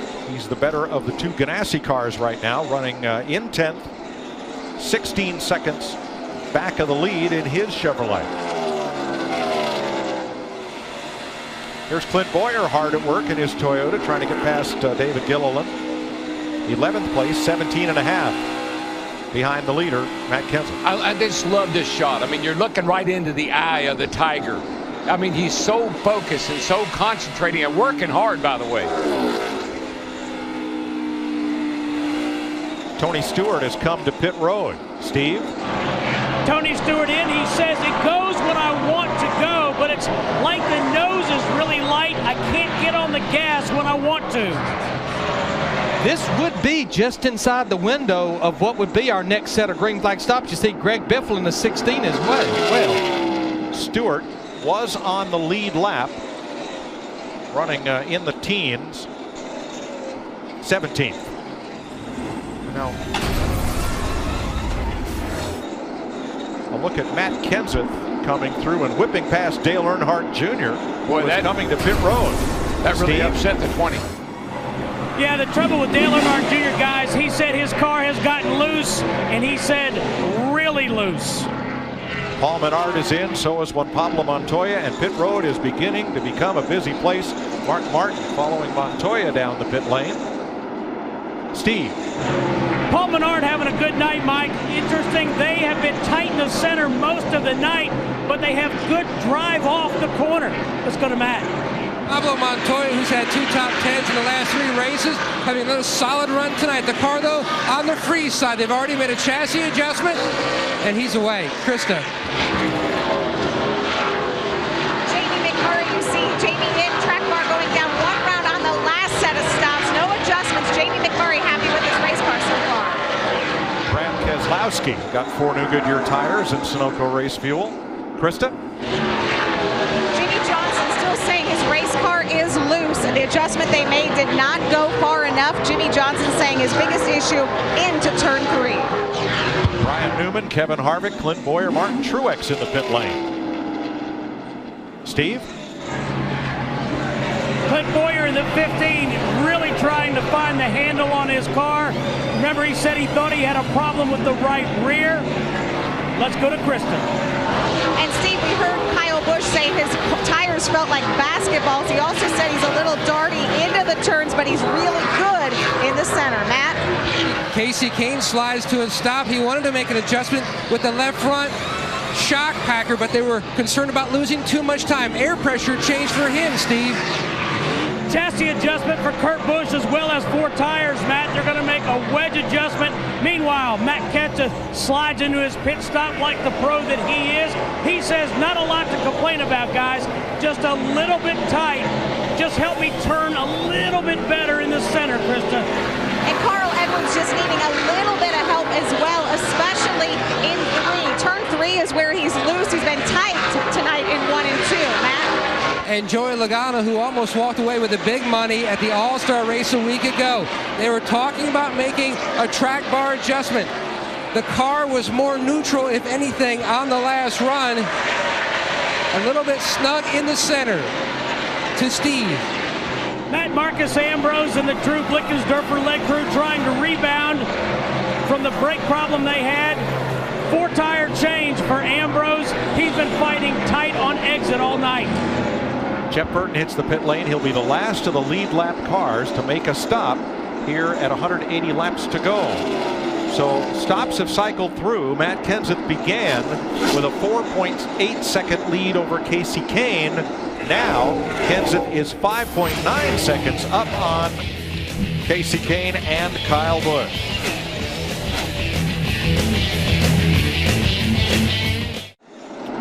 Matt Kenseth leads the Coca-Cola 600 by 6.2 seconds over Casey Kane, Toyota versus Chevrolet, with the first Ford Carl Edwards in 7th. Here's an inside look at what's happening in the NASCAR Sprint Cup Series, brought to you by Sprint. Denny Hamlin, 28:40 is the fastest lap of the race so far. Get unlimited access to NASCAR with the NASCAR Mobile 13 app and truly unlimited data from Sprint. Learn more at sprint.com/speed. Hamlin right now running 5th after starting from the pole. Here's Matt Yoakum. Mike, impressive runs for Hamlin. Darlington, one of the toughest tracks. Tonight, the longest race on the circuit.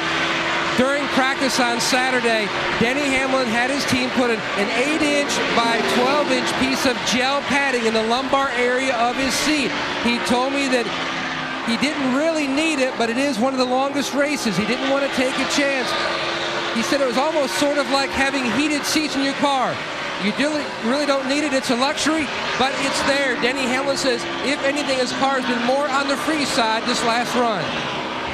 In that California crash, Hamlin cracked a vertebrae and was sidelined for several weeks while it was allowed to heal. Dr. Jerry Petty, Dr. Dom Kurek, the surgeons there who were involved in evaluating Hamlin and finally determined he could go back to racing. The problem was A couple of weeks after the injury, the soft tissue around those bones had healed. So from that point on, Hamlin didn't know he was hurt, but only time could cure that fracture. It did. He got back in the race car. He's off and running. Well, you saw from the in-car camera, this is not a smooth ride. You're bouncing around all the way around the racetrack. You see a guy in there bobbing up and down, bobbing up and down. Plus, from our camera, remember the banking. You go into the banking, you get a tremendous amount of download, G-forces, all right on the lower back where that injury was.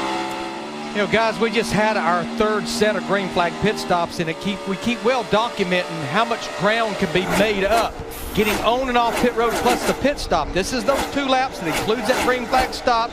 Once again, Matt Kenseth in the 20 car, his team, they went to the top of the charts, but when you look at it, that's the same order those 3 Joe Gibbs drivers were on that last set of green flag pit stops. So Joe Gibbs Racing across the board, getting on pit road, getting off, and the stop. They're prevailing every time. They're pretty happy about it too, Larry. And they should be. You saw on the previous shot, Ricky Stenhouse pulling off to pit road. He got off cycle a while ago on his pit stops, making an unscheduled stop. Crew's still at work. So he's just off sequence with everybody else. Yeah, when he made that first unscheduled pit stop, he actually had a flat left rear. Grabbing gears. The Olive Branch, Mississippi driver now at pit road speed. Crosses the start-finish line. And you can see the lights right down here on his tack. Those are the lights that tell him that he's at pit road speed. They're all green. As long as they stay green, you're in good shape. Now he's out of pits, and you can see that the lights, the tack went red.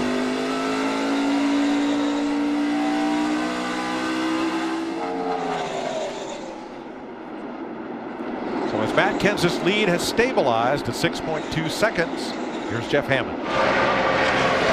Well, guys, I'm down here on my command center. You can see right now I'm surrounded by some of America's finest. And believe me, they're race fans from Tony Stewart, Kurt Busch over here. We got one from Clint Boyer. We also got a Dale Jr. fan. But what we've been watching is how these teams have been trying to keep up with the racetrack. We said earlier that maybe that break that we had for the red flag for the cable issue may help some of these teams. But I think they got ahead of the racetrack or maybe got behind because of the delay. And right now it's starting to show up. We're seeing a lot of guys struggling because their cars are not where they need to be. And they're really going to have to hustle to catch up with what it looks like Joe Gibbs Racing has been able to do all night long. And that is keep up with the racetrack itself. And Joe Gibbs Racing, we're talking about cars, this number 20 car, Matt Kenseth, they've been solid all night long. But I want to give a big shout out. We talk about teamwork because of what's up here on this pit box with me. The way that 18 car was able to fix that, the damage they had and kept their driver up in the hunt all night long. It's really been outstanding. Thanks, Jeff. Memorial Day, a time of remembrance for our U.S. military. Join NASCAR in saluting our service members. NASCAR.com/salutes or use the hashtag NASCAR salutes on Twitter and Instagram. 162 laps left to run. Matt Kenseth trying to wear him out. He leads Casey Kane's Chevrolet by 6.7 seconds. Caution for debris. Pits are open. Krista. Kyle Busch saying he cannot deal with the loose in condition. I would rather keep tight center. Dave Rogers, the crew chief, saying, okay, bud, we're going to put you in a little bit different direction. Steve? Krista, Matt Kenseth said, I started getting tight about 6 or 7 laps ago. Meanwhile, Kurt Busch says he feels like the tires are starting to fall off a bit, Matt. In the previous run, Casey Kane said his car was harsh and rough. They made a chassis adjustment. Then he said the car has gone more to the freeze side. So they reversed a half a round on the left side, trying to get the car a little more tight. Matt Kenseth exits pit road all by himself. Man, they are nailing it. The pit stop was awesome. Matt's doing his job. That 20 car is on fire tonight. Denny Hamlin, Jeff Gordon, and Kevin Harvick each gained a spot on pit road. Debris in the back straightaway puts us under the 4th caution of the night with 157 to go.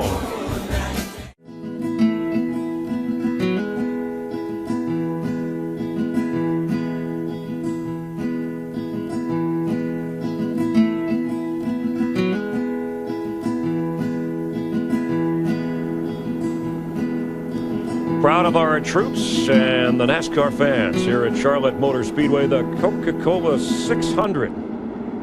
155 laps to go with Matt Kenseth leading Casey Kane. If you tuned in a little bit late, you can see it's dark there. We began on the daylight with the troops. Excited, more than 10,000 of the troops with family and friends. Casey Kane taking the lead from Matt Kenseth. And then Kyle Busch, who would later lead as well. A fiber rope from our overhead camera here on the track. He runs into it, and a closer look also affected other drivers. Michael. You can see the right front fender wrinkle right there. He tore his right front fender off. Marcus Ambrose had that rope tie up underneath his car. NASCAR red flagged the race, and look at that damage, Chris. This team, when you put a championship contending team like Joe Gibbs Racing has with Kyle Busch, and you give them a challenge like that, they responded. Loved the job that they did. He left from that pit stop and led the race. Kyle Busch did get, as you said, back into the lead, and fans just catching a break, whether you're in the stands or looking forward to the final moments. Let's, after 13 lead changes and 6 leaders, hand it back to Mike Joy. I like that. Bring your own scaffold, bring your own sofa. Get a great spot to watch the race from the infield here at Charlotte. Those cars whizzing by are taking the wave around. They did not pit under this caution and instead chose to come around and get back one of their laps. None of them are back on the lead lap. Has a whole new meaning to couch potato. Yeah. Daryl, speaking of choosing, it appears Matt Kenseth in the 20 car on this restart, he's went to the high side, the top side. I am not a big fan of numerology, the study of numbers and how they affect things. However, and we're told they're going to wait one lap before they restart. They're going to bring one Pablo Montoya back in because he pitted twice. Now, he was the free pass car, but because he pitted twice, he's going to be held a lap. Second time around took fuel. And if you're wave around car, or if you're the free pass car, you are allowed to pit once with the lap down cars, but you're not, once you get that lap back, allowed to come in and top off. There you apparently. go. Exactly. So numerology. Nico Rosberg led every lap in Monaco this morning in the Formula One race. His car number is 9. Tony Kanaan wins the Indy 500. His car number is 11. Add them up, you got our leader, 20, Matt Kenseth. Consider that, if you will. The other number is 153. That's how many laps there are to go here in the Coca-Cola 600. Jason Ratcliffe, Matt Kenseth. We saw Jason last night, about 60 miles north of here in Winston-Salem, standing in line to sign in at Bowman Gray Stadium to watch his son Dakota race a late model. We got to see Jason Myers win in the modifieds. What'd you think of the Madhouse? Oh, I love that place. It's such a great piece of history. I was so glad I got to go down there. It's kind of on my bucket list. Play Fox Fantasy Racing presented by Ford. Pick your team of 5 drivers every week. Compete for weekly prizes all season long. Sign up today at foxsports.com/fantasy and pick your winning team. You know, with the fuel window seemingly right now, a little hula hoop going down in the infield, but the fuel window about 44, 46 laps. Still a 3 pit stop race from here. Boxing gloves, and what are we training for here? Here's some more of not numerology. We might want to double check where Hammond's at right now. That can't be Hammond. Getting ready for the restart. Kenseth outside of Kane. Toyota versus Chevrolet. And Denny Hamlin's going to give his teammate a push down to turn 1. Kenseth with the lead. Kane trying for it on the bottom. But now you see why Matt Kenseth took the outside, Larry. You see that momentum you get off of turn 2 really gives you a big advantage going down the back straightaway. Fresh tires and full of fuel. Here they come off turn 4.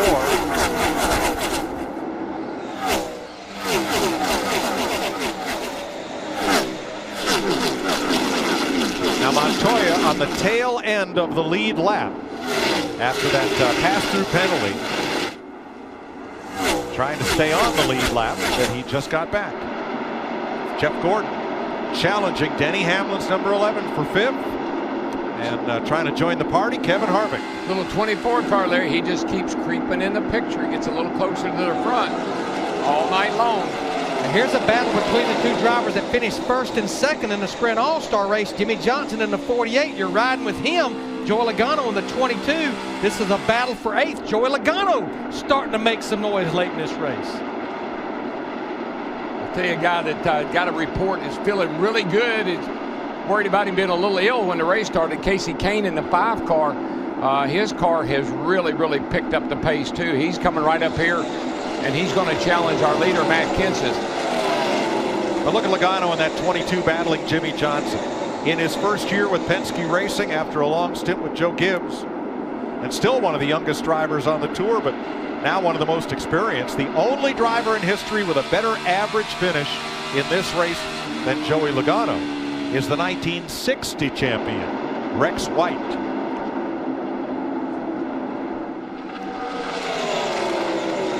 And now here's what's fresh off the wire, brought to you by KFC. Steve Burns. Mike, still about 148 laps to go, but these teams already thinking about fuel strategy, how many stops it'll take to win this race. Here's the 20 team talking to their driver, Matt Kenseth. Save me some fuel when you can, man. It's not urgent, but it's close here. And that means that they're trying to keep an eye on cautious how they will fall. But again, they've done a fabulous job keeping up with this racetrack. And that's what's fresh off the wire, as Matt Kenseth leads Casey Kane by half a second. You remember a little bit ago when you said you thought something might have happened to Casey Kane in a run that we were having? Well, something just happened to him again off of turn 2 over there. The car was coming off a little high. You can see it there. It's a little squirrely. He had to get out of the throttle. Lost all that distance to our leader, Matt Kenseth. Looked like that car gets a little push in it sometime. What had happened, he lost a second on one lap while he was trying to get around Juan Pablo Montoya. The same driver, Darrell, he was battling when you saw that.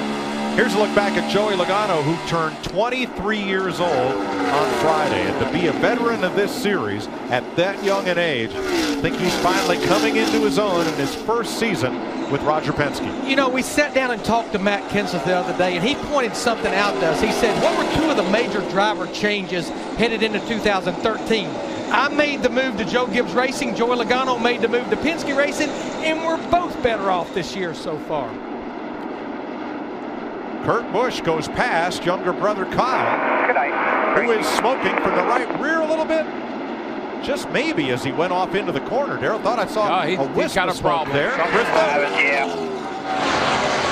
Busch just coming on the radio and said she's blowing up. The crew not really making any moves right now, except dejection on their faces. Kyle Busch's night, after all of that work, may be done. One of the things that we've been really concerned about was excessive RPM. Once the heat went down, they're pulling a lot of gear in these cars here this weekend, turning a lot of RPM. Could see some more of this kind of problem. You can see how much he's off the pace. He's probably a good kid. Oh, trouble. Yellows out. In the wall goes Dale Earnhardt Jr. and Greg Biffle. Get low. All right, 33. Fifth caution flag of the night. And saw another car. Yeah, heavy damage to Dave Blaney. A couple other cars involved in this.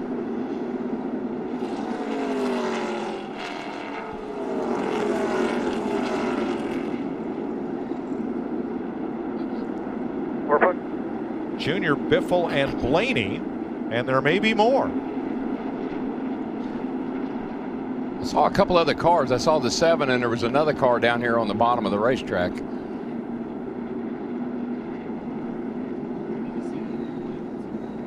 I think Dale Jr.'s car has got a lot of smoke coming out. In the garage, we'll go look at it. He's got an engine problem, or something's happened to that engine, or something's happened to the oil line, or something in the car. That shouldn't be there. You saw the hood going up on Kyle Busch's number 18 car. He was on pit road. Now that's inside turns 3 and 4. Let's watch in the back straightaway. Well, Biffle's been having his hands full with his car all night long. See if we can get an idea of what happened here, Larry. Oh, here you go, the 88. You see the smoke coming out of the 88? Something's wrong with his either the engine in the car or an oil line or something, because he's got a lot of smoke and I think fluid coming out of the car, and that's where this all gets started. I think that was Biffle right behind him, up and into the wall. Is the number 16, the Ford of Biffle. But if he indeed has an engine issue, we've already talked about Kyle Busch in the 18. I think he may have went to the garage area. That was the concern. The speeds, the pace of this race. Now a T-bone crash following that, involving Travis Kvapil in the number 93 Toyota and Dave Blaney. Well, Mike, there was definitely a lot of oil. You saw that smoke coming out of the 88 car.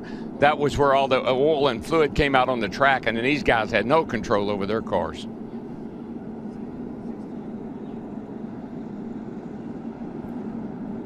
Yeah, we had talked to a number of engine people, and they were really worried about how many RPM they were turning here tonight.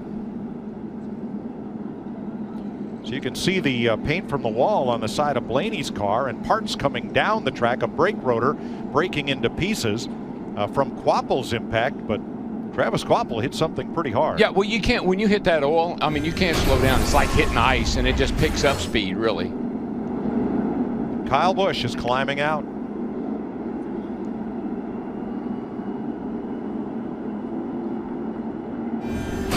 From the first pit stall on pit road through the hospital area. Now this is from Dale clear, Jr. half back with a run. He's looking inside, he's at your bumper. Say hi, say hi, say hi, you're blowing up there. Say hi, just say hi. Stay up against the wall here. Caution down, just stay way high. She blew up. I mean, you could hear it. I mean, she just started rattling and making a lot of noise, and then the smoke, and then these guys got in the oil from the engine blowing up. Yeah, from the amount of oil dry that's going down, headed into 3, all the way through the top groove, through 3 and 4, and down to pit road, a lot of oil obviously was down on this racetrack. We had 4 engine failures in this race last year, 3 of them before the 500-mile mark. And we're now at lap 260, which would be just shy of 400 miles. Yeah, and you heard a lot of talk as we see Kyle Busch walking back to his hauler in the garage here about saving fuel before that caution. Dale Earnhardt Jr. talking to a NASCAR official. I think indeed with pit road continuing to be closed, when these drivers hit pit road for Sunoco race fuel and 4 tires, I think we're to a window where it will be a 2-stop race. Dale Jr. talking to crew chief Steve Letarte.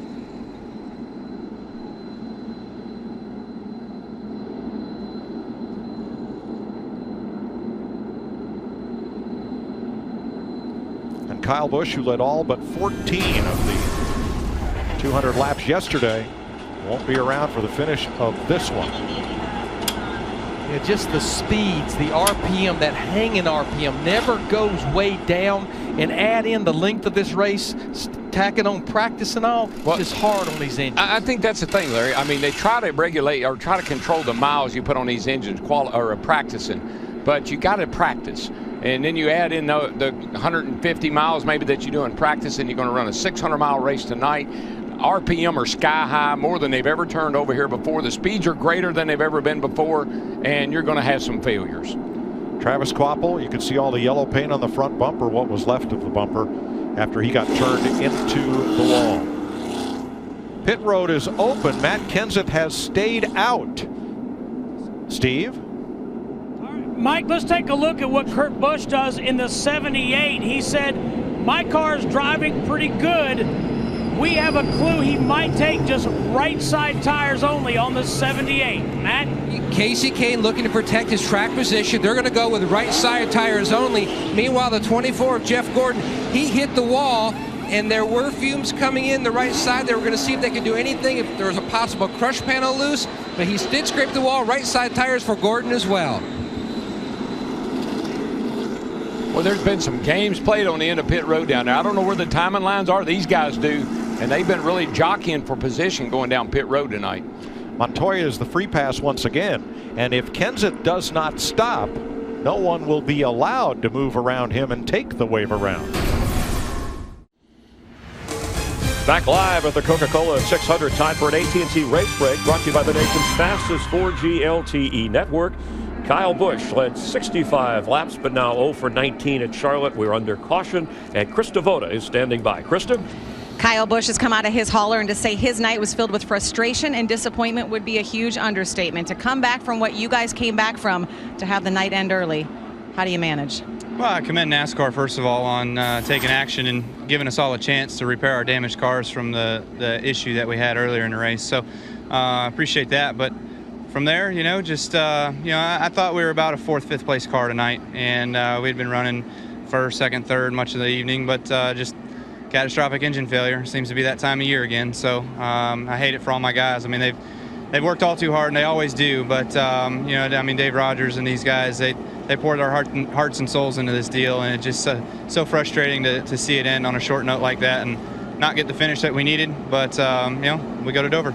Thanks for taking the time to talk with us, Kyle. Jeff Hammond. Yeah, I'm caught up here with Dale Earnhardt Jr. And Dale, you were saying you and Kyle both blew up on the same lap. Did you have any indication that the engine was getting ready to go down on you? Yeah, we had smoke in the cockpit for about 3 laps. It smelled something burning. Thought it was a rubber buildup on the header or something. Then we started losing power to the last lap before it broke, and now the water and the oil mixed together, and that's never good. So we didn't have a really good car. We know why, and we can go back and we feel like we can rebound real quick from this as far as being more competitive. Just hope everybody's okay from the accident in the stands, and wish everybody a happy Memorial Day weekend. It's been a lot of fun, and I take a lot of pride in representing the National Guard, and hope everybody shakes the soldier's hand this weekend and thank them for what they do.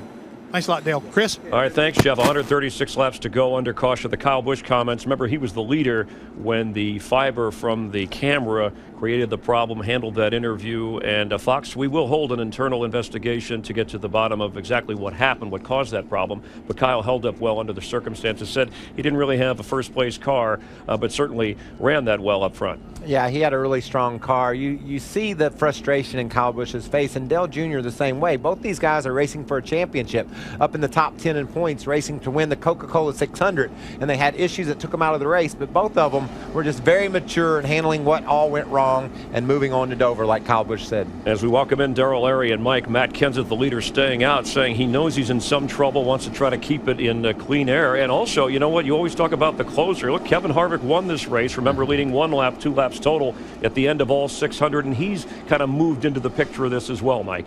And that could happen, Chris, but everybody on the lead lap except Matt Kenseth came in for fuel and at least 2 tires. Would you rather have clean air out front or have fuel and tires? Well, I'd like to have both. But here's you talked about numerology.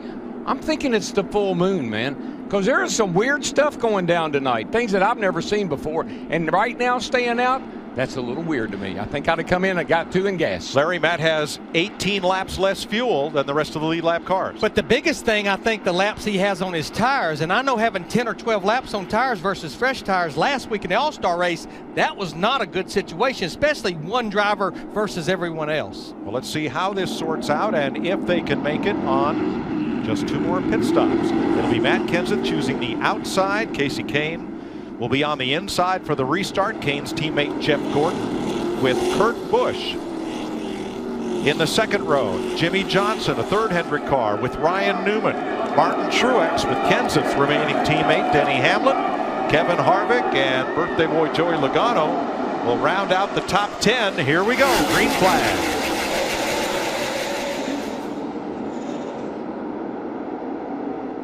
Kane and Kurt Busch both with 2 fresh tires on that stop.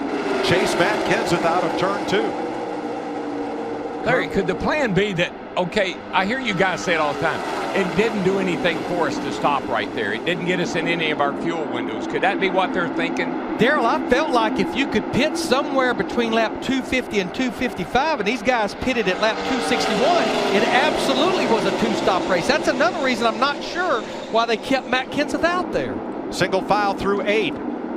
Logano challenging Harvick for 9th place out of turn number 2 with his yellow Ford up on the high side.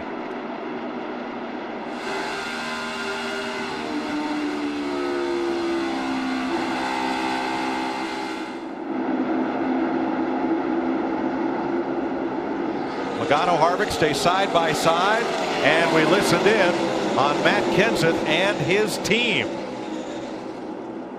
Stay. Dad, come in. Sorry, bud. You told me to stay. I was coming, but I know. I just heard too much chatter on the radio. Yeah, it's 10-4. So Jason Ratcliffe saying they thought other teams were also staying out. Yeah, I think he felt like they were, and then he looks up and everybody's on pit road except his driver, Matt Kenseth. It wasn't that they made a mistake. It's that everybody else did what they didn't do. That makes a whole lot more sense right there, as to what happened. That's a different Matt Kenseth than what I've heard before. In the past, Matt Kenseth would have said, I'm coming. But this year, he believes in his crew chief. He believes in his team, and he did what he was told.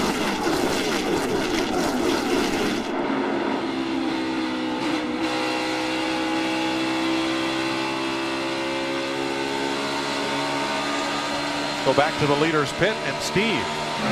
Yeah, Mike, the end of that transmission, too. Matt Kenseth said to Jason Ratcliffe, hey, we might get beat up a little bit here, but don't worry about it. We're in this thing together. And that's exactly what I was talking about, Mike. I mean, Matt, I've heard him in the past when he was driving for Ralph Stickley. I'd hear him sometimes disagree with calls that the crew chief might make. He did not disagree one bit there. He did what he was told. Ryan Newman, the 39, among those who took 2 tires on that stop. He's the 5th place car ahead of Jimmy Johnson, opting for just 2 tires for increased track position. Here's our sprint breaking down the race, and let's talk about the nighttime being the right time. Well, just remember, when we started the race, the track temp was 105 degrees. Look how much it's dropped. We're gaining a lot of grip. We're going to see the fastest speeds in the race, but I love this one. And you've got what you've got. You just got to get up on that wheel and get after it. Larry, Matt Kenseth just shortly ago ran his fastest lap at 28:39. On those older tires. Yeah, and he's in clean air. Obviously, he's got a good working race car, but to me, the fuel is the thing that I really think might put him in a box. I think it will. He may not be in clean air for long because Casey Kane is filling up Matt Kenseth's rear view. Hey guys, I just have to think that if Matt Kenseth can run with these guys on these old tires and hold Casey Kane off as long as he had, when they get 4 fresh ones on it versus everyone else, they're not going to be able to beat Matt Kenseth. That car is fast. I'm thoroughly impressed that he's been able to stay out there on those older tires and lead this race. Casey Kane, Michael, with just 2 tires on that stop, has now passed Kenseth for the lead. And Kane is in the position in which he started the day, leading 86 laps in the sunshine. Now he's back out front in the nighttime. Yeah, but I think the biggest problem for the 20 car Matt Kenseth is they put themselves in a box they didn't have to get in. And that's what's going to hurt them. The caution that came out of lap 257 had 4 cars involved. Jeff Hammond with another. Yeah, I'm down here with the 16 car, and you can see the damage to this right front wheel on the 16. And the thing is, right now, you talk about frustration. Greg Biffle, he didn't have a whole lot to say because he was a victim of the 88 car. When they lost the engine, he got in that oil, went up, slapped that outside wall. Now this team is trying to effect repairs to get him back out to save some valuable points, guys. Boy, it's been a tough night for one of NASCAR's hardest chargers, Greg Biffle. Casey Kane, your leader, with 125 to go. Matt Kenseth second, Kurt Busch third, Jeff Gordon fourth, and here's our 5th place driver, Ryan Newman. Kane's lead over Matt Kenseth right now 2.1 seconds. Kurt Busch a further 1 second back. Jeff Gordon another second back, and Ryan Newman in 5th, 7/10 behind Jeff Gordon. So Kenseth has been out front for 112 laps tonight. 117 laps to go. Pick up a little paper on the grill too, Mike. I just noticed going down the straightaway here, you see it on the left corner there. Don't know if that's going to affect the car or not, but he does have a little trash on the grill. That's Kurt Busch in 3rd, 3.3 off the lead after starting outside pole. Jeff Gordon has had a nice night coming from 14th up into the top 5. And Ryan Newman began 10th. And he is 5th. All of these drivers changed 2 tires on that last stop.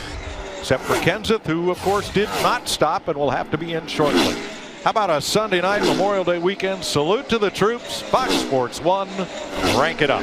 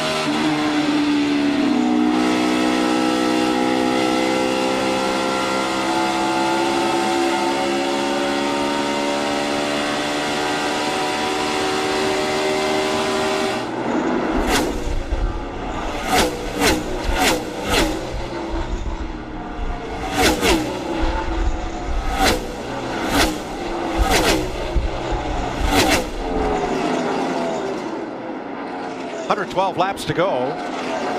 Casey Kane 2.6 in front of Matt Kenseth. The big question of Kenseth is, when will he stop, Larry? He was last on pit road at lap 243. Everybody else came in during the caution flag that came 18 laps later. Yeah, I think it's important to set this up because I watched him earlier run 48 laps to a green flag pit stop. So if you do 243 and 248, it puts you at 291. Still not enough to get there on 2 stops, but since he was on pit road, we've had about 15 caution laps. Remember, cautions are 2-to-1 ratio to green, so add another 7 laps to that possibly. If we see him get close to lap 300, I think he and Jason Ratcliffe are trying to make this a 2-stop race like every other driver has already done by pitting after that. Still got that grill, got a little debris on the grill, but on our Crank It Up, did you hear those engines? I mean, the RPM they're turning these engines tonight are amazing. I am so impressed that if anybody that can finish this race turn the kind of RPM they're turning. Listen, that thing is screaming down through there. That's Montoya shooting past Stenhouse, and there is Kevin Harvick from Jimmy Johnson as they run 7th and 8th.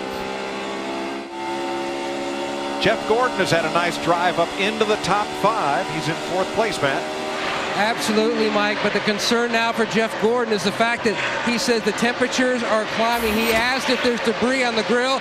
They said yes, there was a small piece. The oil temperature was just over 270. They told him that he will have to pit if it gets close to 290, but right now they're trying to stretch it out where they can reach their window. That's the game plan now. Just don't see a whole lot of debris there. I see that yellow tape that the teams have put on their little patches. I don't see a whole lot of debris on his grill. Yeah, I think these drivers that made that stop on that last caution, they're going to have to try to take it to about lap 304 to 306 to make it on one more stop beyond that. Well, we heard Jason Ratcliffe tell Matt, can save me some fuel. That was before that caution came out. Time and fuel have run out for Matt Kenseth. 18 laps less fuel than the rest of the leaders. He had to come to pit road, Steve. And Mike, he wants to make sure they clean the grill. He'd gotten a little bit overheated on that run. Definitely 4 tires. And he said, just help me turn the center a little bit better. 4 tires for Matt Kenseth.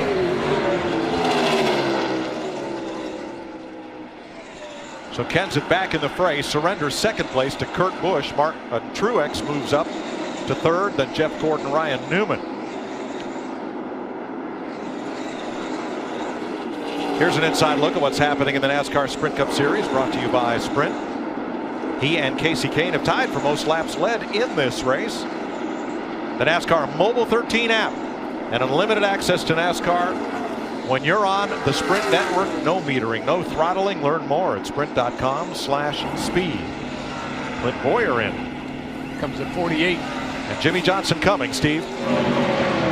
Mike, Clint Boyer said his car was tight and plowing like the proverbial dump truck. 4 tires of fuel. Krista. Jimmy Johnson saying he is snug across the center of the turns, but he really doesn't think his car is running well. Adjustments coming. Hoping this is the segment where he can make up some ground. Brad Keselowski also in as Matt Kenseth starts this round of green flag pit stops a little early. Comes at 24. Matt? The 24 of Jeff Gordon coming down pit road. Now he used the rear bumper of the 34 of David Reagan to help get the debris off the grill. He said the temperature's starting to come down. Caution on the racetrack. There is debris in turn number 1, and that will put us under caution for the 6th time today with 97 laps to go. Now they're going to go ahead and do the service work on the 24 car because as long as they're just going to go with 2 right side tires. As long as they beat the leader to the exit of pit road, they stay on the lead lap of those 2 right side tires. I think Kenseth will be okay too. I believe he gets the lucky dog. Yeah, he should get the free pass, and the other cars that just made a pit stop would be eligible for the wave around should they choose not to pit again. Yeah, it looks like possibly Jeff Gordon did not beat Casey Kane back to that exit of pit road, even with just going with the 2 tires. He's in front of the pace car there. That's a good sign. I think that means he stayed on the lead lap. It was just barely. So here's Jeff Gordon coming out. All right, he was on pit road before it got closed.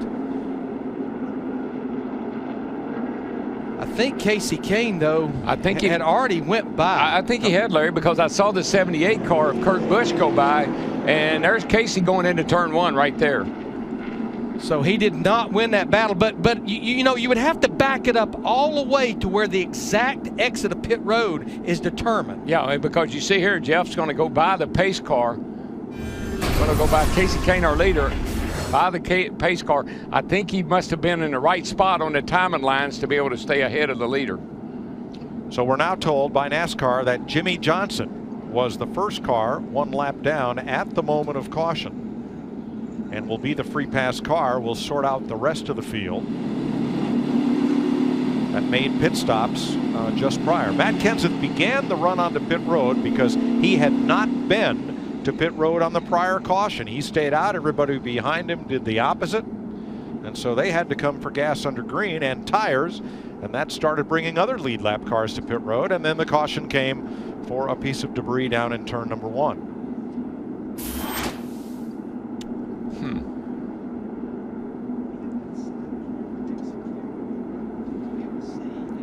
So with 95 laps to go and at least 1 more pit stop, this may change the complexion of things somewhat. Jeff Gordon is now backed up into position behind race leader Casey Kane. Well, you got a lot of ways to get back on the lead lap. You can take the wave around, and that's they have to take the wave around. That's what they've got do. Fuel and 2 right side tires, because we know Casey Kane's going to be coming to pit road. In fact, a lot of these drivers that's not pitted, you see them up on the banking. We were real close to them having to come to pit road. I'm sure that, and I think pit road will be open this time. It is, Larry. And here comes Kane right away for service. Followed by Kurt Busch, Martin Truex, and others. Krista? Ryan Newman has slowly worked himself into contention with adjustments all night long. He's a little bit tight in the center, free off, so they will do adjustments. Again, there you see the wrench going in. They're also cleaning the grill. Their temps were getting hot, Steve. Krista, on the last stop, Kurt Busch took just 2 tires. He says the track is gaining a lot of grip. This time, 4 tires, Matt. Debate between Kenny Francis and Casey Kane about whether to make a track bar adjustment or not, knowing they have 1 more stop. No changes for the 5. Meanwhile, Martin Truex Jr. tweaking the balance of his car with a slight air pressure change. He was up to 3rd. Casey Kane handily wins the race off pit road, where Denny Hamlin picks up 3 spots in the exchange. And the line back up, try it again with 94 laps to go in Charlotte.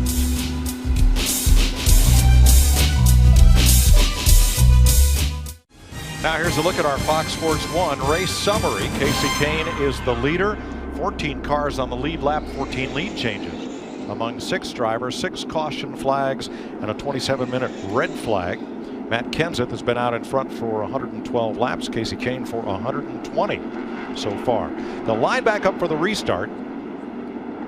And things get worse for Jimmy Johnson. He came in to change a battery, got back out on the lead lap, had to come in and stop again, missing a lug nut when he left pit road. Now taking the wave around were Matt Kenseth and Clint Boyer, because they had stopped under green before this caution. Jeff Gordon decided to come back in, so he is not back on the lead lap. He's 1 down, along with Tony Stewart, Mark Martin, Marcus Ambrose, Jeff Burton, Danica Patrick, Almirola, and Keselowski. 14 lead lap cars as we get ready to restart. Casey Kane up front has elected the outside against the outlaw, Kurt Busch. So Kenseth all the way back to 12th, and a lot of ground to make up with 91 laps to go. Oh, plenty of time to do it. Got them all bunched up right here in front of them. Just pass a whole bunch of them all at once. Yeah, we've got 14 drivers on the lead lap. Here goes Casey Kane in that 5. Kurt Busch in the 78, battling hard down the back straightaway. Kurt Busch has led 1 lap tonight. He's going for 2. Oh boy, what a mess behind them. Don't look back. And that'll be Kane at the stripe to lead that one. Busch is not to be denied. Sparks fly down in turn number 1 among the 2 leaders, not together, but against the asphalt. And Kane gets the drive off the corner from the high side. Yeah, gets that nice run. Kenseth rim riding 3 wide all the way around turn 2 and through the middle of the field, coming hard. 28th in line on that restart, because he had to line up behind not just the lead lap cars, but all the cars when he took the wave around. But Matt Kenseth is wasting no time trying to march to the front. It's kind of what I was saying, Mike. You got them all right there in front of me. Pass a whole bunch of them all at once. We'll get right back up there. Still coming, still trying. Way up high, you saw that orange car come off turn number 2. And look at the traffic as caution. Debris on the bottom end 4. Caution south, debris on the bottom end 4. And you heard it. That'll be the 7th caution tonight. Lap 311, Marcus Ambrose will get the free pass. And trouble with Landon Castle. Looks like he had a right rear down. Definitely got sparks flying out from that thing. Whole right side's caved in. Right front after pasting the wall. Yeah. I think these drivers definitely know we're getting in the closing stage of this race, and they're just getting more and more aggressive on these restarts. Castle goes to the garage. I believe he was the debris in turn 4. Oh yeah, he's got a right front tire down right there. See the car take off like that right front tire down, shot him right into the outside wall. You can see there the right front's flat. Yeah, Darrell, he was turning the steering wheel, but she was going straight. No.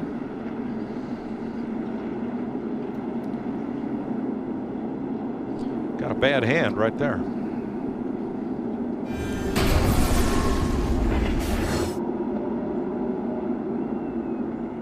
Marcus Ambrose is the free pass car.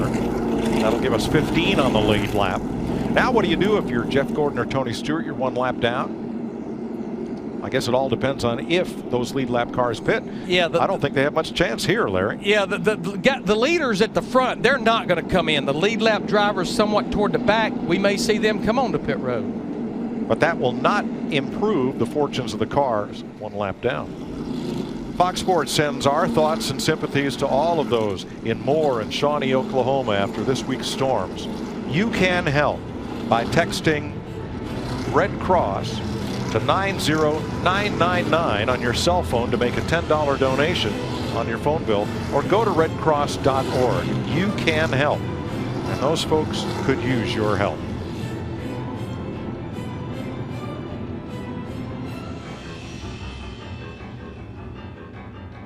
So the driver from Iowa, Landon Castle, brings out this caution flag.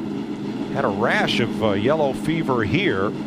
4 of the race's 7 caution flags have come in the last 70 laps. Yeah, well, when you got a race this long, and even with the red flag, you just keep stringing things out, and obviously more and more things are going to happen, and these restarts are going to become more and more intense as we draw near the end of this race. We're still 21 laps from 500 miles. And then another 100 miles to go. Yes, and trust me, every guy out there is doing the math, and they know it too. There's still a ways to go, and Matt Kenseth is one guy that's glad of it. Well, Kevin Harvick there, we just saw him in his 29 car. He's right up there inside the top 5 and 4th right now. Chris Myers? All right, thanks, Mike. Just one of the issues from earlier this evening on lap 122 here at Charlotte Motor Speedway. Our overhead cam, fiber rope snapping loose coming out onto the track, and you can see it hanging there if you watch closely. At the time, Kyle Busch, there is his car, the 18 car, the leader, certainly had an effect. Marcus Ambrose caught underneath. Jeff Hammond shows you the actual fiber that snapped, and also 10 fans were injured. As you see, they repaired 7 of those fans, treated and released from the hospital, 3 at the hospital, I should say, for further observation. But drivers, after a 40-minute delay overall, a caution, then the red flag, got back to racing.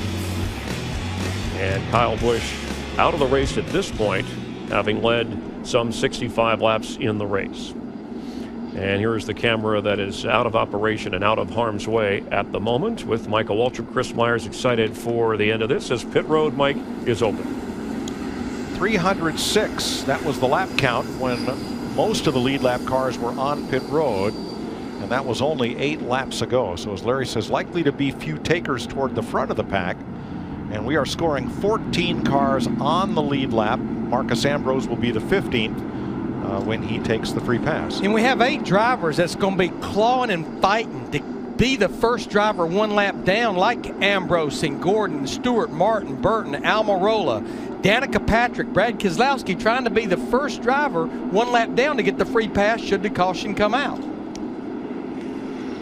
Yeah, that's the race within the race right now. This guy right here, he's trying to get back up there. Matt Kenseth's in the 20, but those guys trying to get in that one lap down position to get the lucky dog. That is a huge deal. Steve. Matt Kenseth is going to take 4 tires and fuel. They're also going to give him an air pressure adjustment, try and get him tuned up for the end of this race so they can rebound from their earlier miscommunication. 4 tires for Matt Kenseth. Jimmy Johnson, Jamie McMurray, Clint Boyer also came in. I like this move by the 20 team, Larry, if it'll put him in position for a one-stop race to the finish.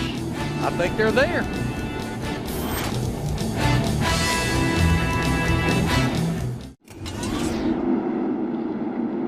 Smokes in 17th place. He's one of a group of cars one lap down. There are 7 of them who are going to try to fight to be back on the lead lap. Gordon, Stewart, Martin, Burton, Patrick, Almirola, and Keselowski. 15 lead lap cars front of the field, 83 laps and at least 1 pit stop to go. Green flag, Kane on the outside, Kurt Busch on the inside once again. Whoa, a little 3 wide action here. Truex, Martin Truex all the way to the bottom, 3 wide. 3 wide off turn 2. Can they make it down the back without crashing? Yeah, I believe they can. We've long said that restarts are the best opportunity to gain a spot. Oh, yeah, baby. And Martin Truex trying to break that long winless streak into the wall. 2 cars hard in the wall in turn 3.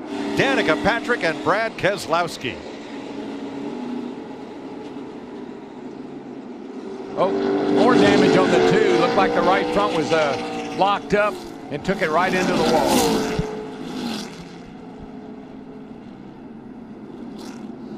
Boy, they destroyed his car. The defending series champion who spent the day on Roger Penske's pit box in Indianapolis said he might like to try the Indy 500 someday.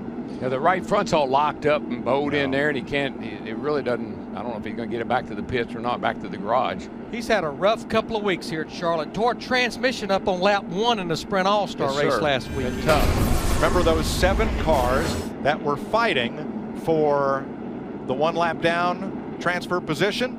There's 2 of them right there, with Ricky Stenhouse inside them. Yeah, I think it got a little tight. Ricky maybe it moved up a little bit and caused Danica to move up a little bit. Got into the 2 car of Keselowski and into the wall they go. When they were going down the back 2 and 3 wide like that, I said, man, I don't know if it's going to work or not. Well, let's ride with Danica. Still 3 middle. Clear high, clear high.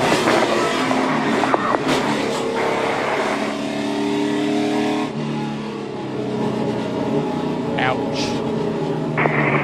Coming to you guys. Right front.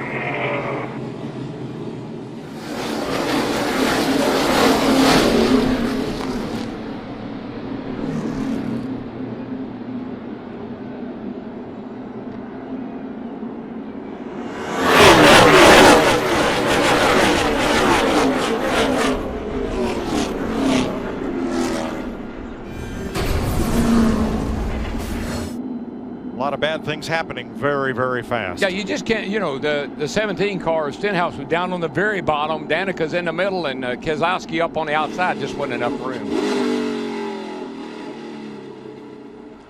Danica's made 1 pit stop, and she's coming back in for more repair. Brad Keselowski will climb out after a hard hit here with 80 laps to go in Charlotte.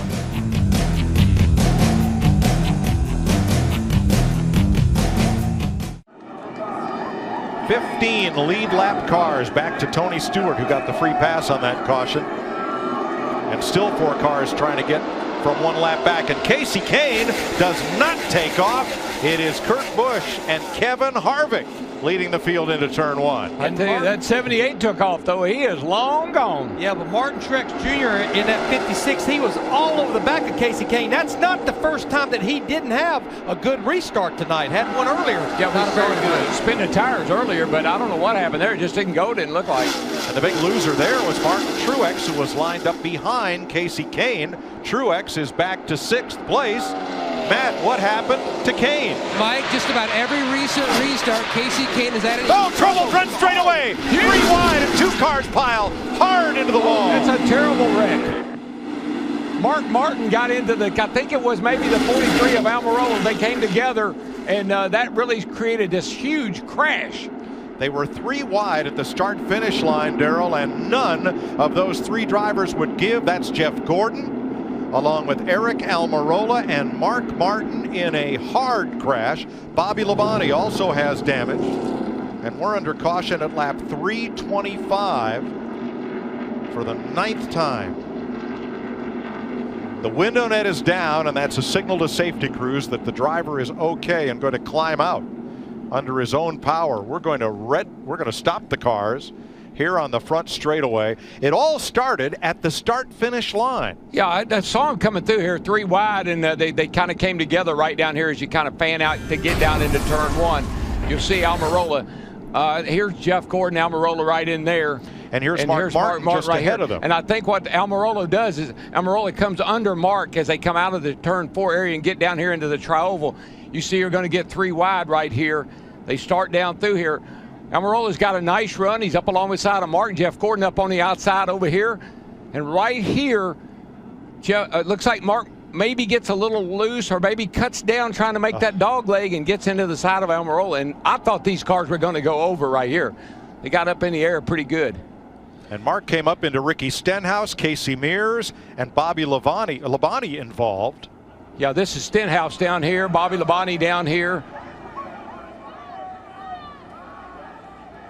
David Stremme, a near miss. Boy, he almost got into. You're riding with Stenhouse. 21 still in there. Watch those 3 wide cats ahead of you here.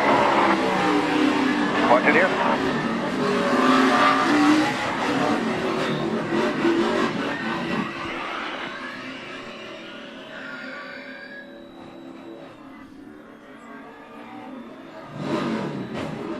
Here you go. Here's a great shot right here. Let's see what Mark's in the middle. You got Jeff Gordon up on the outside, Mark in the middle. And right there where Almirola needs to come back to come up off of the tri-oval right there, he gets into Mark Martin. Darrell, it narrows down so much in those dog legs. It does. I mean, you got to get some room there, buddy. Well, right at that point is the second dog leg where the track turns. If that had been a straightaway, no problem. Everybody gets sorted out. But there is a turn to the left right there after the start-finish line. And there they go. It got real dicey. I mean, when you get 3 wide right there, and then already Almirola's trying to move up to get around, not getting the grass, got into Mark, and here they go.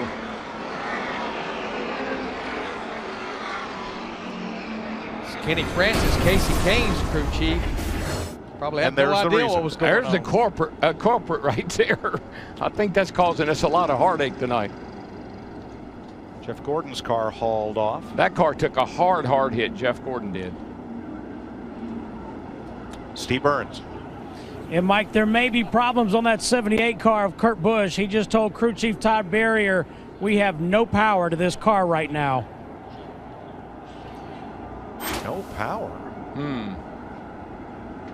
Well, it could be that ECU box. It might have to be reset. Okay. Mark Martin in the garage. Let's go back to the restart. We've said the biggest racing of the night is going to be on these restarts. Everybody on fresh tires trying to get what they can get. And Casey Kane's car just did not take off. There's Truex pinned right behind him in the 56, nowhere to go. But you see right there as they come through to that last little bit of the front straightaway, how you got to have enough room to get around that corner right there. So we're stopped under red as they clean up in turn number 1 from this 9th caution flag and 2nd red flag of the night, Chris.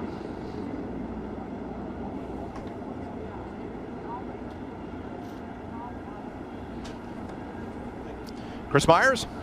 Oh, sorry about that, Mike. I was just talking to Michael Waltrip about the highlights we were choosing to go with, and we'll start with the overhead camera and the fiber that snapped during the race. You can see it gets into the right front of Kyle Busch's car. There's Jeff Hammond showing us what the rope looked like. But look at these repairs this team made. They went to work, got that car back in action, but Dale Jr. blows an engine, causes a big wreck down at 3 and 4, Chris. Came in 4th in points, and then after leading a total of 65 laps, when Kyle got out of the car, he said there's nothing to fix. And then, of course, Ricky Stenhouse near Danica Patrick, and the reigning champ without his crew chief. Paul Wolf returns next week. Brad Keselowski taken out, and then this, a 6-car mix-up. They're going, nearly 200 miles per hour. They certainly are. And watch Tony Stewart. Tony Stewart was right in the middle of that crash in that bright orange car. He skimmed right through the middle of them. Great job by Tony. Eric Almirola in the top 10 in points, caught up in that, and our Chris Devoda is standing by with him. Yeah, Chris, Eric Almirola just taking another look at it on our monitor. So I know real estate is tight out there. What happened? Yeah, we were racing for the Lucky Dog. We had just gotten our U.S. Air Force Ford Fusion a lot better. And I got under Mark off of turn 4, and I was almost clear of him, and I was down next to the grass, and I think maybe he just misjudged, and he clipped me in the right rear quarter panel. It's unfortunate. I know he probably didn't mean to do that, but kind of stinks. We just got our car a lot better, too. And we were going back through there. We're racing for the Lucky Dog spot, and that was for the Lucky Dog, so unfortunate. Disappointed Eric Almirola. Steve? Well, Krista, Todd Barrier, the crew chief on the 78 car, talking to his crew right now. I heard Kurt Busch say we don't have any power. Are you guys going to be able to get restarted? Yeah, we'll see here. We're going to have a wrecker push us off, and assuming the thing will crank, everything will be fine. If not, we'll have to get it in here and put a battery in it and overcome that. So not a whole lot we can do at this point. Just have to see how it plays out here after this push off, and hopefully the thing does crank up. Good luck, Todd. All right, thank you. Thanks very much. Kurt Busch, the single car team, trying to work his way back. Todd Barrier, 53 races since Kurt Busch's last win, which was Dover back in 2011, under the 3rd red flag of the evening. Yeah, we've heard him say he doesn't have any power. They're going to get a wrecker to push him off. You can see Kurt trying to work his wheels back and forth, maybe try to get a little run down the front straightaway to see if he can bump it over. But some issues for that car, but he's been fast all night long. Very solid. And 74 laps to go into the red flag. Let's go back to Krista. She's with Mark Martin, who was caught up in that 6-car wreck moments ago. Yeah, unfortunately, a busy garage area is not a good thing at this point in the race. Mark, let's take another look at it here. What happened? They just went 3 wide, and I got squeezed in there. We trying to run the thing 3 wide, and there just wasn't quite room there. I hate it. I hope everybody's okay. Thanks, Mark. Thank you, Krista. So at this point, with 74 to go, we've had 15 lead changes, 7 different leaders, and under the red flag, Casey Kane has led the most laps, 130. Matt Kenseth, 112 laps led. Let's head back upstairs to Darrell Waltrip. Yeah, let's see if we can talk to the second place runner here, Kevin Harvick. Hey, Kevin Harvick, DW, got a copy there, my friend? Sir. Hey, it's getting a little crazy out there, buddy. What are you seeing? Actually, we're not seeing much. Seems like everything's happening behind us, but it's a little bit tough to pass. So you got to really get aggressive on the restarts to try to make the ground up. If you need to make 2 or 3 spots up, that's when you're going to do it. Otherwise, you're only going to get 1 or 2. So it's definitely got to get aggressive on those restarts, and that's what's happening. Buddy, you've made some great adjustments. You've worked your way right up there in second spot right now. Can you pull it off? I don't know. We just, we've had a good solid night so far, and we just need to see what our car's like when we actually get going. We hadn't really gone more than a lap here up in clean air, so that'll be the telltale sign as to where we stand when we're in clean air. All right, buddy, we'll finish it off, and thanks for talking to us. Thank you. All right, Darrell, let's check in on Jeff Gordon. Jeff Hammond is standing by. Jeff, looked like you're pretty much a victim of 3 wide racing with 74 laps to go. Well, we're a victim of the caution coming out when we were on pit road. Shouldn't have stopped in the box and did that pit stop. We'd still been in the lead lap.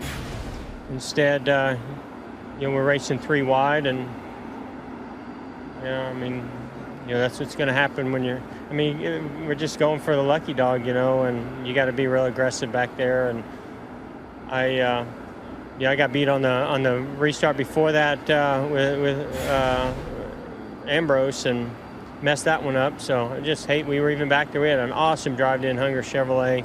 Love the patriotic colors on our car this weekend, and just a shame that we were even back there. We had a car that we couldn't win. Casey's unbelievable, but we had a top 5 car. Glad you're all right. Thanks, Jeff. And Jeff, you can hear the frustration, the disappointment in his voice. Kasey Kahne currently is 4th. Michael Waltrip, I want to go back to Kevin Harvick, who is 10th in points currently, has a win this year. But in 2011, and I touched on it earlier, he led only 2 laps and won the Coca-Cola 600, and that's the fewest laps ever led in a 600-mile race. The nickname, the closer, he's hung around. He's in pretty good position with 74 to go. Yeah, he said he has to beat, or Jeff Gordon was saying Kasey Kahne was awesome. He had the best car, but Casey's got to get these restarts figured out. He spins his tires. He doesn't get going. Harvick raced up to the 2nd spot, and the leader, Kurt Busch, has some issues with his car. He doesn't think it's going to refire. Could be some electronic control unit problems with that car. The wrecker behind him, will see if it'll push off and start. Maybe a battery change? It could possibly be a battery change, but when it just goes dark that quick, you think maybe it could be something more serious.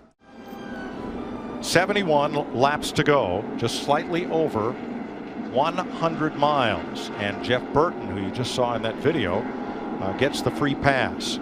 Here's a look at Charlotte Motor Speedway. 9 caution flags tonight. Debris, Casey Mears, debris in the back straightaway. Crash in turn number 3. Dale Earnhardt Jr. lost an engine. Debris in turn number 1.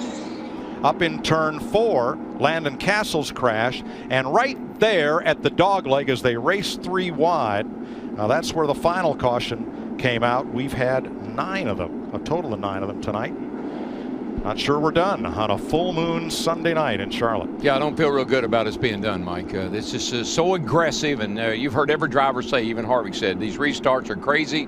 This is when you make your moves, and that's when you get in trouble. But I think Jeff Gordon said it best, and you said it, Darrell, the race within the race. Yeah, we've got the race for the race lead, but we've got the race for those drivers trying to be that first driver 1 lap down to get back in this thing. And that's what Eric Almirola said. That's what they were fighting for, to be in the position to get the free pass, get back into contention, and it's desperate time. Oh yeah, well that's what the lucky dog does. I mean, it puts you in traffic racing somebody that you're trying to get ahead of, so if the caution comes out, you just don't want to be the caution. But how many times have we seen it happen? Matt Yoakum? And Mike, to put a period on the 5 car of Kasey Kahne's restart issues, they've had several discussions before every restart of different things he might try so that he doesn't spin the tires. And meanwhile, Martin Truex Jr., he was concerned about possibly restarting behind the 5 as well, because that messed up his restart in the last time. He lost several positions, Jeff. Well, Matt, you talk about spinning tires. What I want to focus on is what we talked about at the early part of this broadcast, how hard this race is going to be on engines and particularly. And the main thing is this thing's not over with. I think I agree with Larry and Darrell as far as caution flags. I still think we're going to see some engine problems before it's all said and done, Steve. Well, Jeff, Kurt Busch came in. They had to change the battery on that car. He told the guys, don't worry about this. I'm used to things not being easy. I'm not going to give up now. He'll have to start at the tail end of the longest line, but still on the lead lap. Still on the lead lap, has 4 fresh tires. Good job by that 7-8 group. But yeah, they pitted before pit road was open, so that's the reason he has to start at the back. Kurt has he's really controlled himself well over here this week. He was disappointed after the All-Star race. Had an awesome race car. Awesome race car tonight. Got this battery problem. Now he's got to buckle down and see what he can do. See if he can get back up there. 16 cars on the lead lap. Kevin Harvick is the leader. He elects the outside. Ryan Newman to the inside. Kahne and Logano, row 2. Truex and Hamlin. Montoya and Boyer. Kenseth and Jimmy Johnson, the top 10. We're back under green, and Harvick's wasting no time. Kasey Kahne got a much cleaner start that time. Matter of fact, the 56 of Martin Truex laid off of him a little bit just in case. Here's Logano, that yellow Ford on the outside, trying to make some noise. We talked about comers and goers. We got a lot of new players up there with Harvick in the 29, Logano in the 22, and Ryan Newman in that 39. Ryan Newman got the free pass in the early part of the race.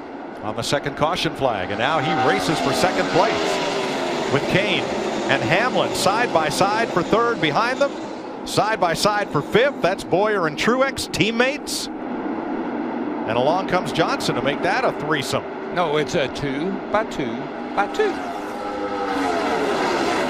And Jimmy Johnson in the 48, he came to pit road on that caution, but just topped it off with Sunoco fuel. Oh, here we go, more trouble. Sliding, slamming into the wall. Hold on to it. It's Johnson sideways. Montoya clips him. Oh, boy. I think the 20 car got a big hunk of that, too. He got up into the fence. 48 of Jimmy Johnson on pit road, the 42 of Montoya going down the racetrack, and the 20 of Matt Kenseth up in turn 1. A lot of damage on that 20 car. And it all happens on lap 332 with just over 100 miles to go, and there's the battling back at 7th place. You just get down on it. See how close they are to each other right there going in the corner. It's a side thing where the car on the outside just starts to get a hold of that one on the inside and just pulls him around as he goes by. And what happened, it was a chain wreck, and you saw Montoya in the 42 get into Kenseth in the 20, and then Menard in that yellow 27 as well. Just started stacking up. Tony Stewart shot right through, unscathed. They're riding with Johnson.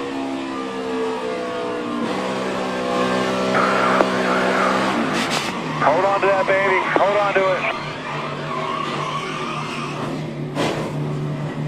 it. Spotter Earl Barbin. And as we've seen many times over his career, Johnson slides, spins, absent any contact. But watch how the 56 of Martin Truex just gets a hold of the back of that 48 car and just sucks it right around. There's another shot of that chain reaction with Kenseth, Montoya, and Menard. Tony Stewart did an amazing job in a 14 car, going right through the middle of that and not getting involved. I also noticed the 27 car of Paul Menard got quite a bit of right front fender damage.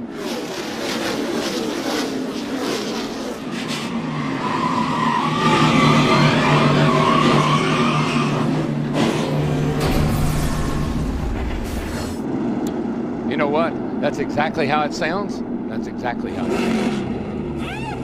So Montoya got into the back of Matt Kenseth and then got that left rear damage as he slid past Jimmy Johnson. Hit Johnson in the right rear, and there's the right front on Menard, who just inked a contract extension, a multi-year extension with Richard Childress Racing. Well, we get the hammers and the sawzalls and the bear bond. Patch them up and let's go again. Now the duct tape capital of the world, Charlotte Motor Speedway, Sunday night under the full moon. And pretty soon we're going to be singing After Midnight. All of those drivers right there involved in wreck, they're still on the lead lap, including Tony Stewart in that 14.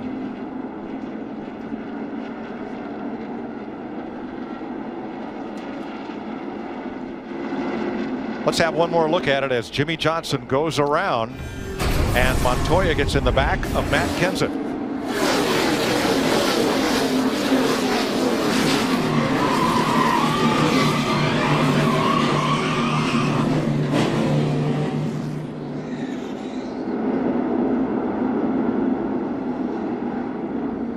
Orange Cone went for a ride. Bad night on Coney Island.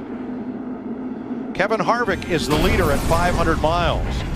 On only 5 of the last 18 600s to go the distance, has the leader at 500 miles been the winner at 600 miles. We're going to take you side by side as we clean things up in Charlotte.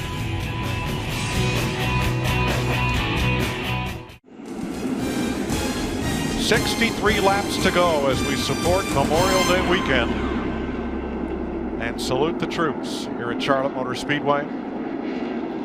500 miles of racing have been completed, and here are the leaders at each 100-mile post of this race. Now the eventual winner in the last 5 600s has been running in the top 3 at this point in the race, which would mean Harvick, Logano, and Newman, as Kenseth's going to have to try and rebound. Kyle Busch is out with engine failure. Casey Kane is a contender. Jimmy Johnson continues to have trouble. We're not allowed down. They're saying just go to the rear of the field, man. Correct. He wants you to let the pace car pass him. He wants you to stop, please. We can't, man. That's going to...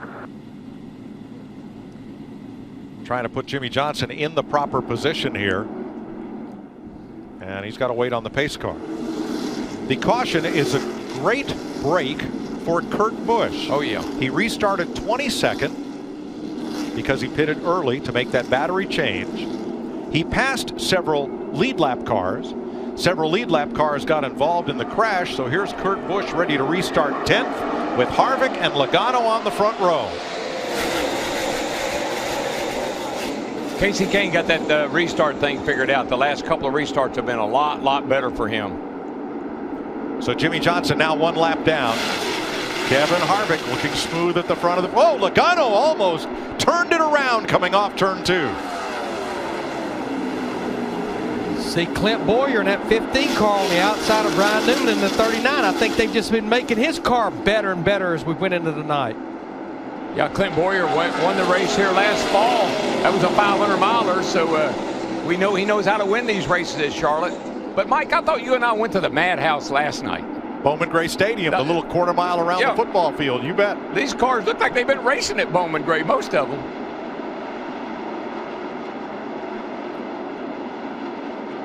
Casey Kane coming after the lead. He likes the high side and usually gets that good run up off turn number 2. Let's see where he tries Harvick. Well, at different periods of the night here, that 5 car's been superior to everything.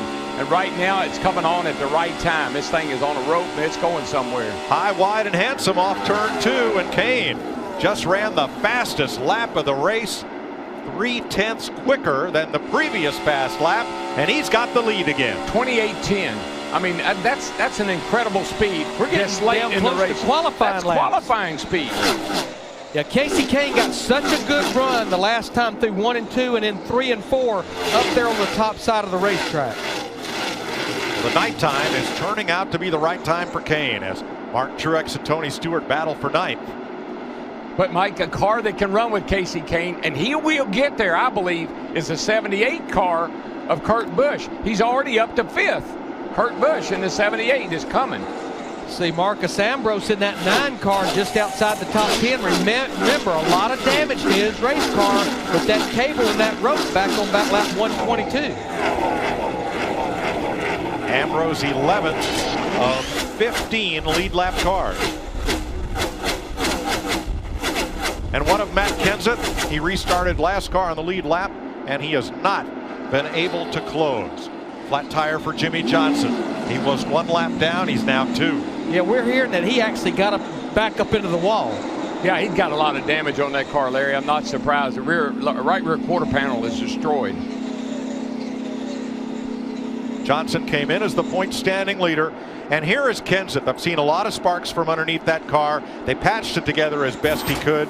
He had a contender, a possible race winner, after getting taken out in the crash with Johnson and Montoya. He's the last driver on the lead lap back in 15th, but he's about a 1.5 to 2.75 off of Casey Kane in the 5-hour leader. And just think, his trouble started on that miscommunication coming to pit road. Just got off sequence got too off bad. sequence, and then had to make that stop, and then the caution comes out. They just got their game plan all messed up. Montoya back to pit road with further damage. Casey Kane, fastest in practice. Best 5-lap average, best 10-lap average, fastest in both practices yesterday, clearly establishing himself as a favorite for tonight's race. Watch Montoya up here. He's trying to get on pit road, and here comes Matt Kenseth in the 20 car, and they almost collide again. Wow. That'd like to have been big right there. That would have been huge. Pulling a right rear fender on Montoya's car for clearance.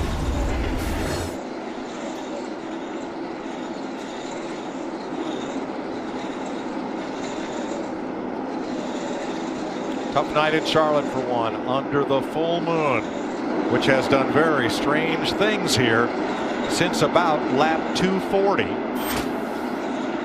Since that time, 7 of the 10 caution flags. Well, we didn't know there. Well, I mean, we knew there was a full moon, but it didn't rear its head until it got dark. And then we could see it, and then it did its thing. Now, with all these cautions, our top 4 drivers, which would be Kane, Harvick, Logano, and Newman, they've not been on pit road since lap 306. They'll have to be on pit road for a green flag stop in about 6 to 10 laps. We listened in on race leader Casey Kane and his team. I just want to try to get away, right? Yeah, 10-4, try to get away. Who can blame it? I love that. You want me to just get away, right? Yeah, just go ahead and get away, because that's exactly what he's doing. He is putting down some fast laps, much faster than anybody else. 28.81 that time by to a 29.13. Yeah, we're going to stay out as long, pretty good bit here. We're going to stay out a while. We got about probably 12, 14 more laps. And the one reason they can run further, we talked about it earlier, so many cautions with that 2-to-1 caution to green flag ratio. 4th and 5th. I am thoroughly impressed with that 78 car. What a job they did. Change the battery, running 5th. Yep, Ryan Newman, Kurt Busch, 4th and 5th, about 4 seconds behind the race leader, Casey Kane, Matt. And you heard Casey Kane and Kenny Francis talking about their strategy as far as fuel and how far they can go. Very similar to the guy that's trying to chase them, the 29 of Kevin Harvick. They can go to almost lap 370. And Gil Martin was telling Kevin about their strategy as far as 1 can and 2 tires. There's going to be a lot of strategy up and down pit road, Larry Mack. Yeah, Matt, regardless, if you look at our top 14 drivers all on the lead lap, everyone will have to make a pit stop at some point to make it to the end. Where's that 78 car at? What's his sequence? He last pitted at lap 327, Darrell, so he can go for quite a while as well, because remember, when he came to pit road to change the battery, they got 4 tires. He could probably go an extra 15 or 20 laps from some of the other leaders. Behind him is Clint Boyer in 6th place. I think that's about as high as Clint has run all night. Didn't get off to a great start here. Started 5th, but faded just a bit and has worked his way back up into the top half dozen.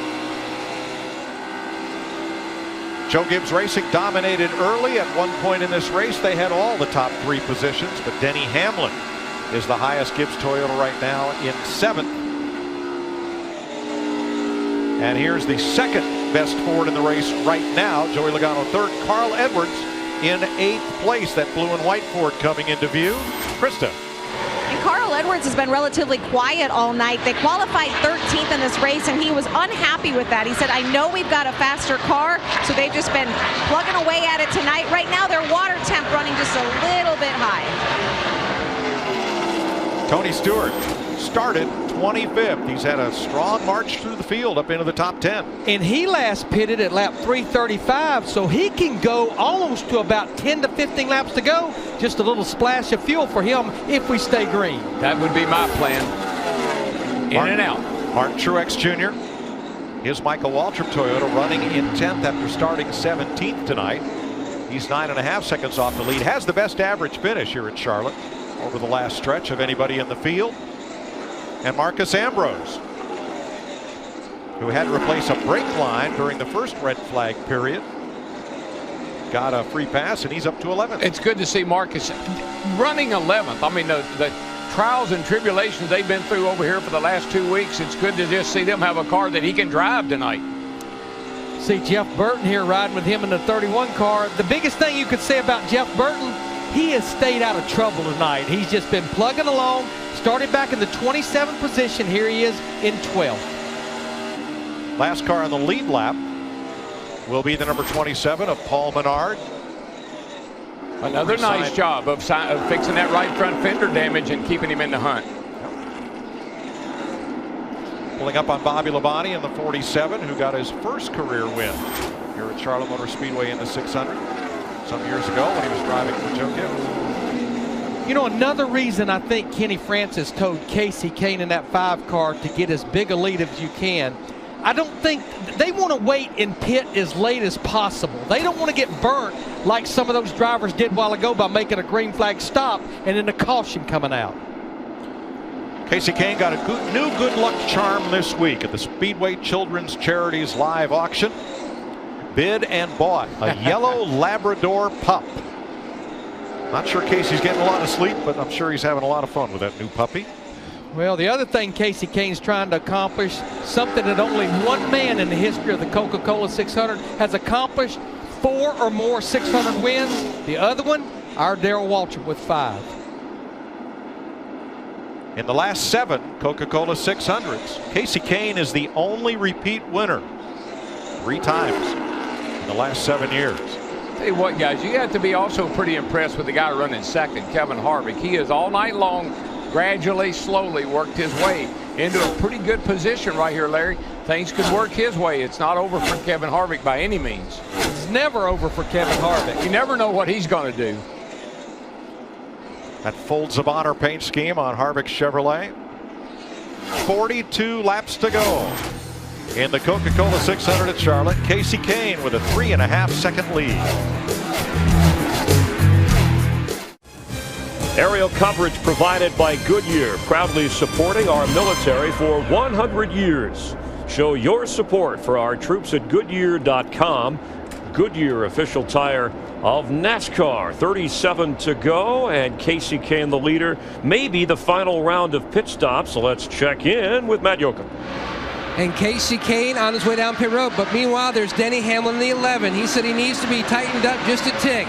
Meanwhile, the 5, Kasey Kahne, trying to score his 4th 600 to win. You can see they're making a track bar adjustment. Kahne called it. Wanted just a slight track bar adjustment to free him up on this run. Chris?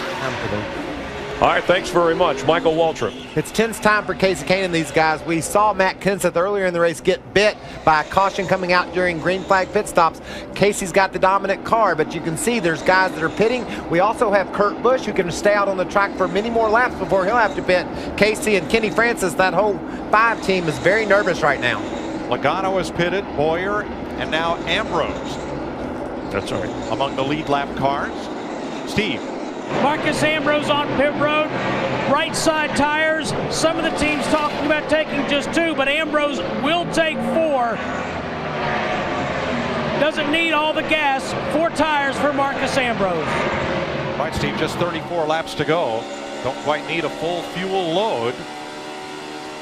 And thought we'd have a few more takers. Harvick and Newman stay out. They last pitted at lap 306. And Harvick coming this time, bringing the Bud Chevy.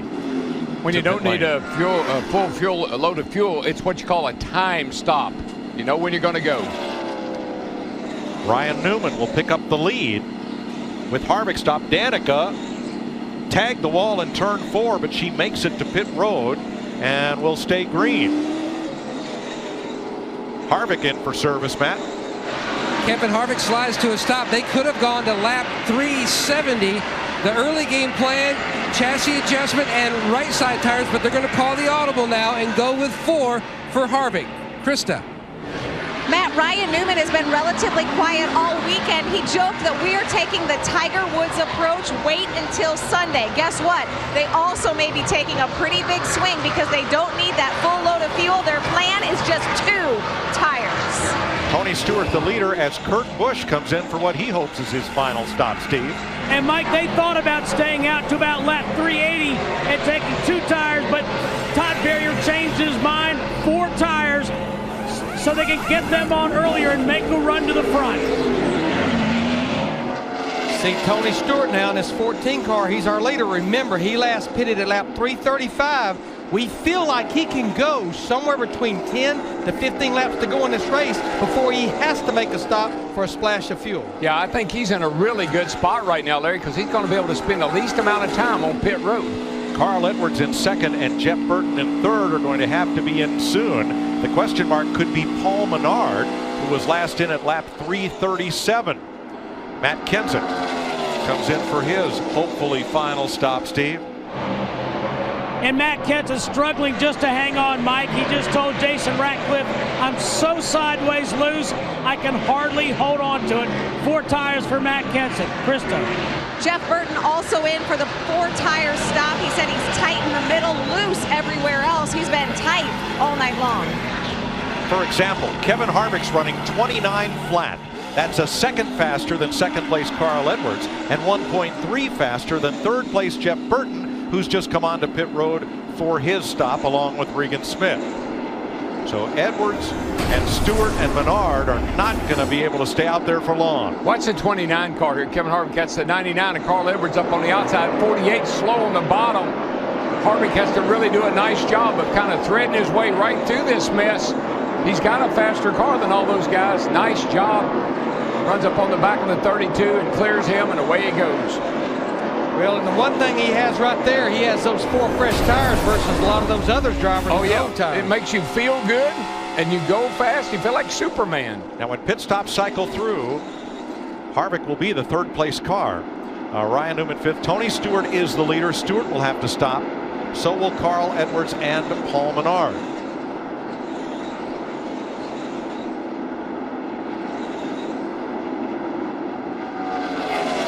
One thing I have noticed. Bring it to us next time.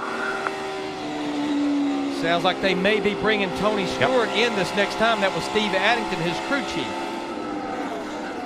But one thing I have noticed about Paul Menard, it looks like Slugger Labby has definitely slowed him down. Paul Menard last pitted at lap 337. That's 63 laps. Clint Boyer did win this race in the fall by going 56 laps. But Menard is giving up a second a lap to Casey Kane, who has fresh tires and is 1 spot behind him. Hey, Stewart, give up what have you got to give up? It's your only chance. Go for it. Okay.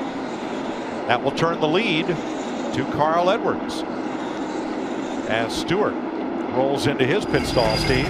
And Mike, one thing I've heard Tony Stewart say late in this race, as it has gone on, he said, I've been able to get to the gas and commit to it. The gas pedal, that is, so they are handling pretty well. This would definitely be one of Tony Stewart's better runs of 2013, absolutely. So it's down to Edwards and Menard. 1st and 2nd. Edwards last stop at 3:28. Menard 9 laps later. Actually, Larry, it's a good night for Stewart-Haas when you look at it. I mean, Tony Stewart's running good. Ryan Newman's been in the top 5 tonight. And Danica wasn't running that bad until she got in that wreck. And we felt like they would figure some things out. There's Carl Edwards at the line. Kurt Busch will unlap himself from the race leader. Busch on fresher tires. Here comes Denny Hamlin on quicker tires, and if we stay green, these cars will have to make pit stops and fall at least to the tail end of the lead lap. And that would put Casey Kane back out front in front of Kevin Harvick and Ryan Newman. I like a little drama here, a little strategy. You know, 27, Paul Menard, is he going to stay out and try to milk this thing to the finish? What are these other boys going to do? 4th and 5th place. Now they are 23 seconds behind Edwards and about 9 seconds behind Menard. And they would be roughly 4 seconds behind Casey Kane, who's already been to pit road in that 5 car.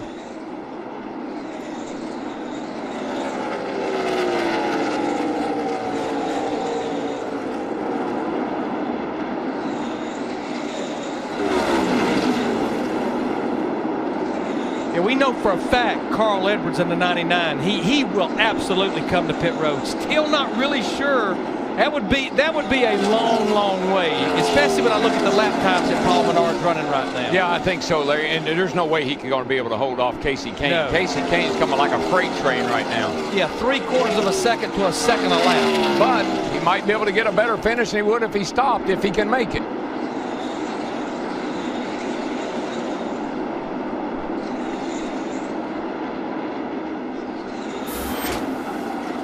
Carl Edwards the leader. Been a long time since he's been to pit road.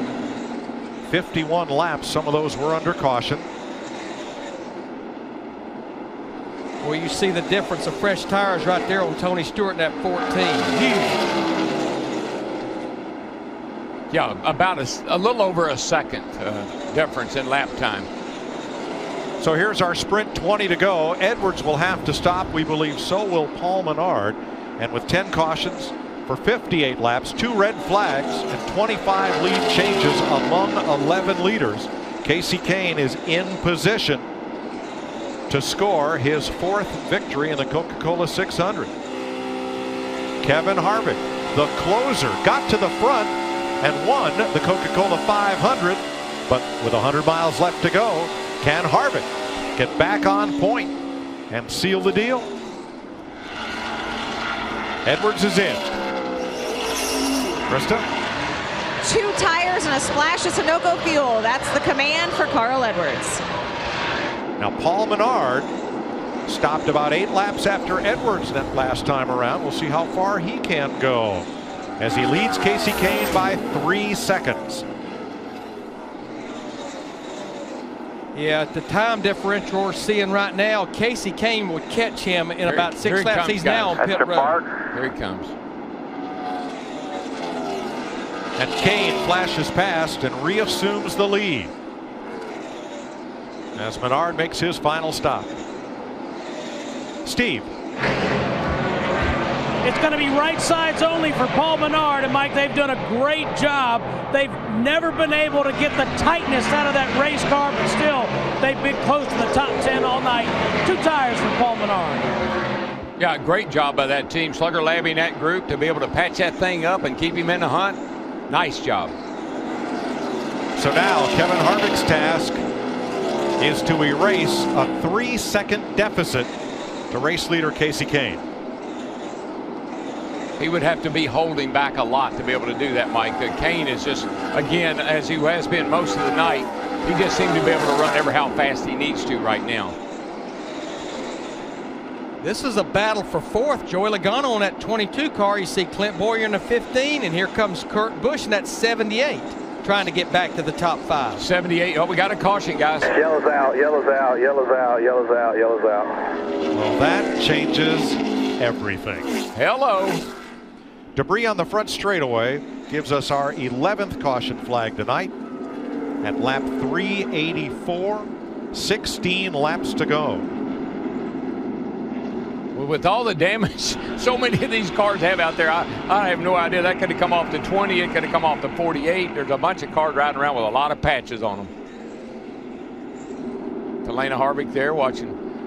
I think you see out the right side of the 48 car there. Yeah, there could have been a patch panel on Jimmy Johnson's parts car. Parts are missing. Or crush panel. Now, we had cycled through the green flag pit stops. We're going to have probably about 11 or 12 laps to go. Paul Menard gets the free pass on that caution right there, back on the lead lap. I think we will see strategy. With only 12 drivers now, 13 on the lead lap, I think we're going to see all types of strategy. But I think if you're at the back of the lead lap drivers, come to pit road and get 4 tires and get after it. Man, we've seen tires make such a huge difference. And there's still enough distance to go in this race. 4 tires might just pay off. If you're Kurt Busch on back, 6th on back, I would imagine you're coming for tires. And I wouldn't be surprised if 1 or 2 of the top 5 did. Well, Kasey Kahne in the 5-hour leader, he has 20 laps on those tires. That's almost a half of a fuel run. And here's what happens to you. You're sitting there comfortable. The car is the fastest car out there. But, man, this changes everything. What if you stay out, other guys come in, you're a sitting duck, sort of. I'm not saying like Matt Kenseth was earlier. Everybody else came in. We're told that Kurt Busch will come in from 6th place. Let's see what the leaders do. They have to commit before the orange cone. There it is at the end of that red triangle. Kahne stays out. Here they come. 2nd on back, and Kasey Kahne is going to learn what it's like to be Matt Kenseth. Do you know, remember the race he won over here? And I said this very thing. He stayed out on old tires. I said, they'll eat him up. He won the race.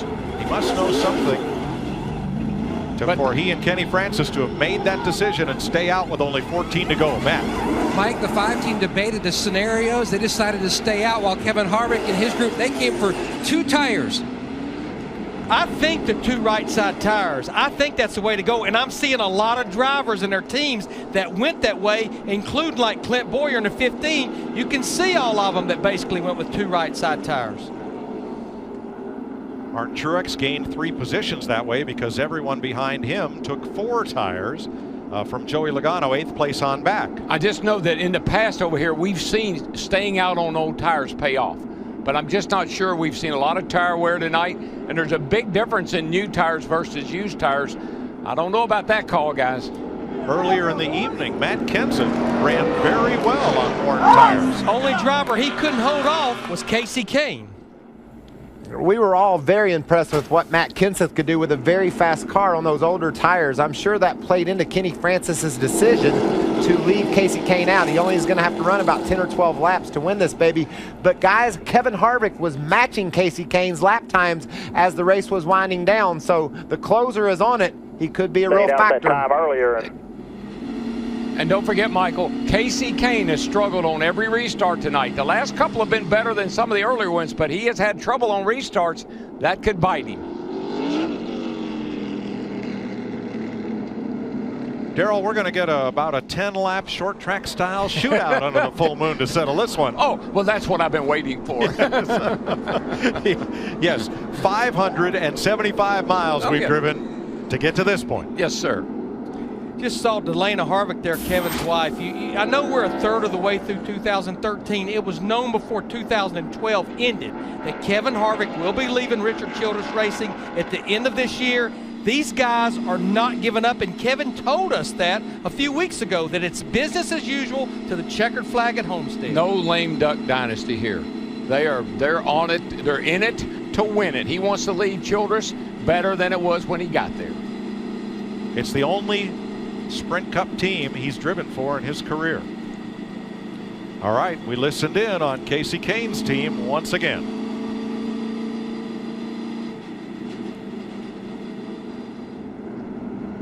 Did anyone stay out, Kenny? I think they all came. Every one of them. Even the ones that just skated like 2 laps ago. Oh boy. I know. Oh, I know how that feels. Oh boy.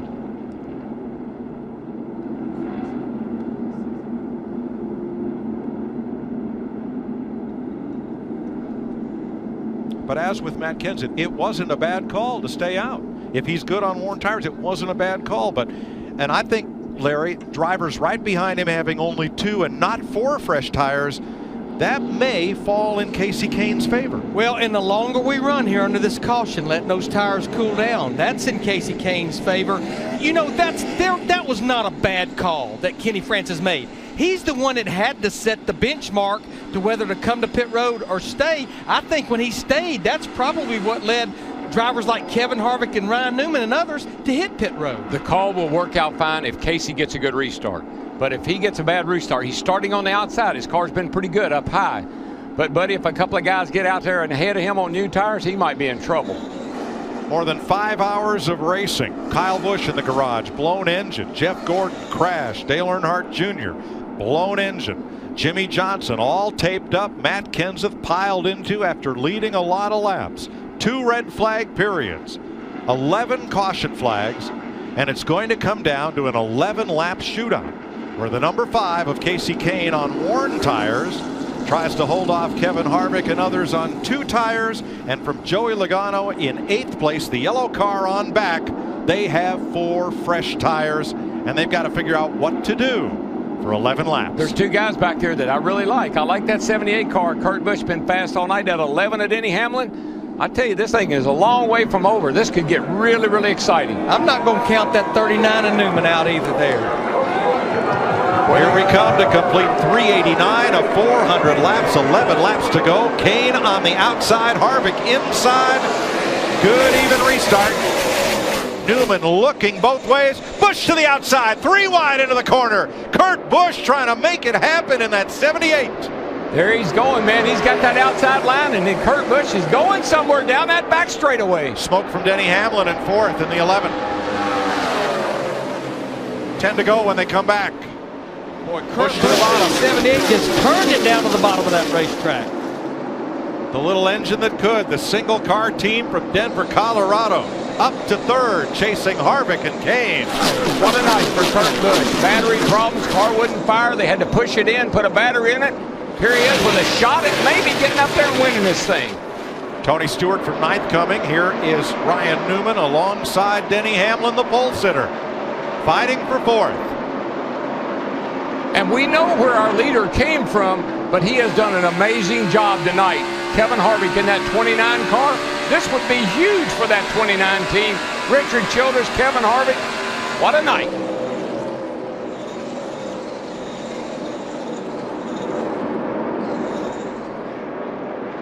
Busch closing on Kahne for 2nd. Yeah, Casey Kane's lap in the 5 that time was a little quicker than Harvick in the 29 and Kurt Busch in the 78. 13 cars on the lead lap to settle it in Charlotte. 8 to go. Yeah, right now, Casey Kane in the 5 car. He cannot worry about Kurt Busch. He's got to set his sights on that 29 car of Kevin Harvick and see if he can chase him down. The cars with new tires. Logano is up to 6th. Tony Stewart to 7th. But will they run out of time? Darrell, it just appeared that Kevin Harvick knew he better get it on that restart. That's exactly what he did. Yeah, and he's pretty good on those restarts too, buddy. Busch to the bottom again. Yeah, Kane up the hill a little bit. It opened the door for a second for Kurt Busch in the 78. Wasn't able to make the pass. That's been the line for 2 that Casey Kane has liked all night, to get that jump off the corner and try to close the 0.6 of a second he lacks to race leader Kevin Harvick.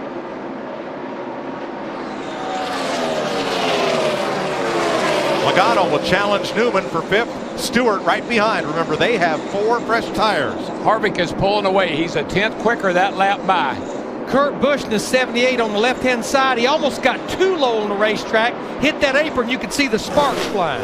Joey Logano, 23 years old on Friday, and he's running Ryan Newman for the top 5 and gets the spot. He's got him, and that car would, if he didn't run out of laps. Oh, I thought Stewart almost nailed the wall off before, but he saved it. 5 laps to go. A long night of racing in Charlotte, and just like the All-Star race last Saturday night, it comes down to a 10-lap shootout. This time, though, Kevin Harvick out front. I didn't think Kevin Harvick could run off and leave Casey Kane in the 5. Watch Delana. I mean, she is really, she's praying right now. Can't watch. I know, I can't tell how many times Stevie told me that's how she felt. I just can't watch. We watched Kurt Busch in the 78 just a second ago really making a run at Casey Kane in the 5, but now he's lost ground, and in fact, he's got a rearview mirror full of Denny Hamlin in that 11. Hamlin and Logano last time by were the quickest cars on the racetrack in 4th and 5th. And they're coming after Kane. But how about Denny Hamlin? He has to sit out for a month of racing, over a month. Second at Darlington a couple of weeks ago, working on another top 5 finish. Well, that's what he's got to do, Larry, and he knows it. He's got to get himself in the top 20 in points if he's got any shot at all of making the chase. Got to get in the top 20 first, then he got to get a couple of wins. Get that wild card.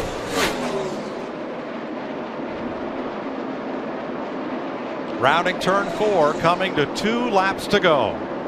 Bakersfield, California's Kevin Harvick. He is putting down, Kevin Harvick is putting down some of the best laps, consistent laps I've seen all night long.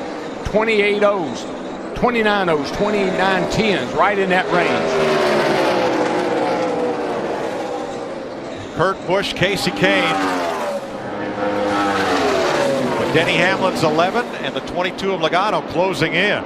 Larry, what's it feel like as a crew chief when you made the call to stay out and you're not going to win the race? White probably flag. the fastest. Don't drive any harder. You've been doing. Don't have to do any harder. Way back there. No. Sick feeling. A 1.7 second lead for Harvick. The scramble's going to be for second. Kane, Busch, Hamlin, Logano may end up 4 cars under a blanket for second.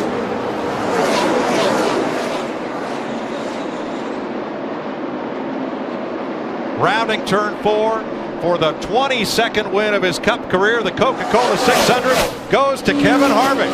He did it. Casey Great Kane job, man. Great job. holds off Kurt Busch. Thank you. But Denny Hamlin 4th and Joey Logano 5th. Newman, Stewart, Boyer, Truex, and Ambrose the top 10. Love Gil Martin, great crew chief, buddy of mine from home. Nice job tonight.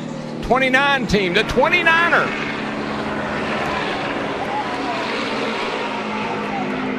Harvick gets the 5th multiple win season of his Cup career.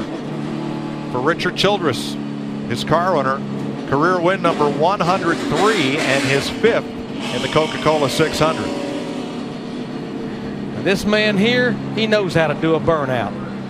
Looks rather calm in there, doesn't he? Doesn't seem to be all that excited.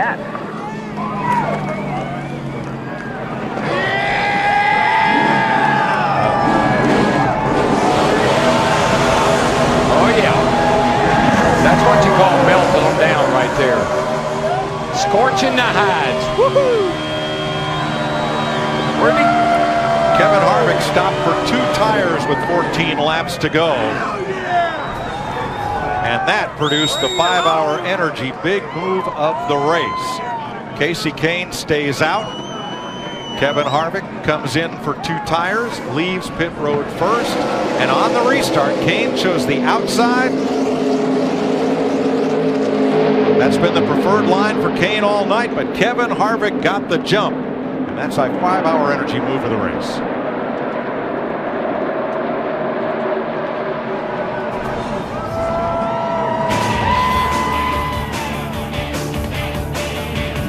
Kevin Harvick has won the Coca-Cola 600 in Charlotte. More in a moment from NASCAR on Fox.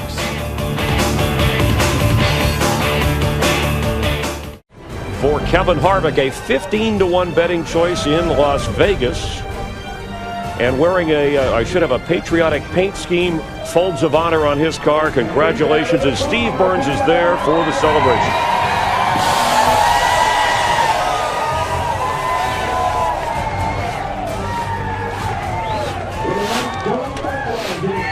Well, Kevin Harvick, winner of the Coca-Cola 600. You've won a lot of big races in your career. What does this win say about you in this 2019? Well, first off, I want to say I hope everybody's okay from that cable. That's quite a weird incident there. Second, I want to just say thank you to all these guys at RCR. To win in Charlotte is something that we had to overcome for a long time. We kind of won it on gas mileage last time. We just went and won it this time. So just got to thank everybody from Budweiser, Sprint, all the fans. Got this great promotion with the Folds of Honor special beer cans. So 5 cents go from every can to Folds of Honor. Kevin, the big question I'm curious about, how did you win this race? Well, it was a good strategy call there, and the 5 stayed out, and we were able to have a little bit fresher tires, get in front of him on the restart. But just got to thank everybody, Jimmy John's, Ream, Hunt Brothers, Realtree, everybody who makes this Chevrolet go around. All right, congratulations, Kevin Harvick, winner of the Coca-Cola 600. Let's go to Matt Yoakum. Steve, Kasey Kahne not only had the car to beat most of the weekend, but especially tonight. But break down the decision process between yourself and Kenny on staying out while the others pitted. It was just, there's a couple guys that had just got tires, so we thought they'd stay out. You know, they're probably around 10th or 12th. So if they stay out, then we have a couple, you know, where ours are hot and so are theirs, so didn't think it'd be a big deal. We could get away. That didn't happen. The whole field pitted, so it was we were in a tough spot. I bet if we pit, some of them don't, you know, so I think we're just in a tough spot right there. But we had a great Time Warner Cable Chevy all night. The guys in the pit stops were great. Kenny made awesome calls, and I knew Kevin would be good. He's been fast all weekend. Matt was fast, and Kyle early on, and Kurt. So it was, you know, we raced all day, and I thought we were in a really good position there at the end, and just didn't get it done. Right. Kasey Kahne second here in Charlotte, Krista. Well, to come back from a battery issue to finish third, you would think is a good night for Kurt Busch, but competitors are out here to race 600 miles to win. So how do you leave this track feeling? Still shell-shocked. You know, we picked up the lead and then the battery went dead. So, you know, I don't know what to think of that, but, you know, we battled back. The guys changed it as fast as they could, and we got third. We had a good car. You got to be perfect to win these things, and I was close. We weren't quite there, but thanks to Furniture Row and Monster Energy, it was a great night to run up front and showcase what this team's made of. There's mixed emotions for Kurt Busch. Chris? Thanks, Kristen. You heard the winner, Kevin Harvick, talk about the paint scheme, Folds of Honor, the donation. It ensures that no military family gets left behind through scholarships and other assistance. So we're practically at Memorial Day on the East Coast. And Kevin Harvick, your winner. More on the Sprint Post-Race Show in a moment. Sorry about that. Good job tonight. Damn, I can't believe at least 4 or 5 guys didn't try to steal one there. Can't believe it. Oh well. Sorry, man. You did a great job. Voice of Crew Chief Kenny Francis for Kasey Kahne in the 5 car. We welcome you back. We're live on the Sprint Post-Race Show from Charlotte Motor Speedway as Kevin Harvick hoists the victory. Didn't lead this race until the 500th mile. As we look at the unofficial results, welcoming you back with Michael Waltrip, Chris Myers. I think we've done a nice job of explaining how cars get different at night when it gets dark and fast. Harvick took advantage of that and was able to beat Casey Kane late. How about Marcus Ambrose finishing 10th? He was one of the cars involved with Kyle Busch. The fiber rope from the overhead camera on Fox that affected the race, and also immediate concern for those 10 injured fans. By the way, Charlotte Motor Speedway reporting minor injuries, none of those life-threatening for those fans. And throughout this finishing order, there's 10 of the top 15 in points that were involved in crashes or had engine troubles, so a major shakeup in the point standings.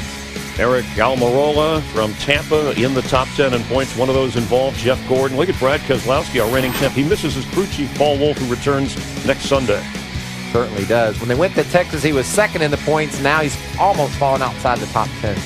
And Denny Hamlin continuing his march back from back problems that took him out of racing in March after racing through Darlington. A fourth place finish. He's with Matt Yoakum.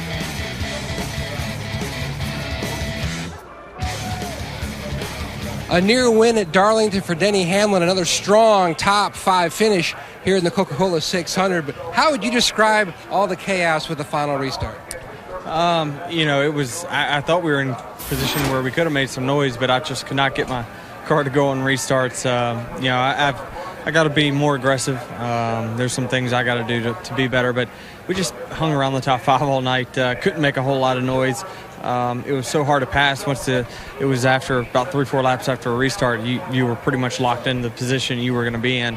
So I'm happy with our day, but not overjoyed, I guess you could say. All right, thanks very much. These are the point standings that we're a third of the way through NASCAR season, 12 of 36, but 14 races until the chase begins. Michael, what has your attention here? Well, like I said, Brad Keselowski, they had penalties at Texas. He's almost outside the top 10, just 3 points to the good with no wins. Kyle Busch has got wins and outside of the top 10. Dale Earnhardt Jr. to 6th. That DNF did not finish his worst of the season here. And just outside, look where Jeff Gordon wound up. Kyle Busch slipped out of the top 10 to 11th, you saw moments ago. And look where Tony Stewart is, still looking for his first win of the season. Yeah, but he's climbed his way inside the top 20 in points. We know he's strong during the summer months, so look for Tony to get a win and still be a threat for this championship. No full moon, a lot has happened tonight in the 400th consecutive race for Kevin Harvick in the 29 car, the 37-year-old from California in victory lane.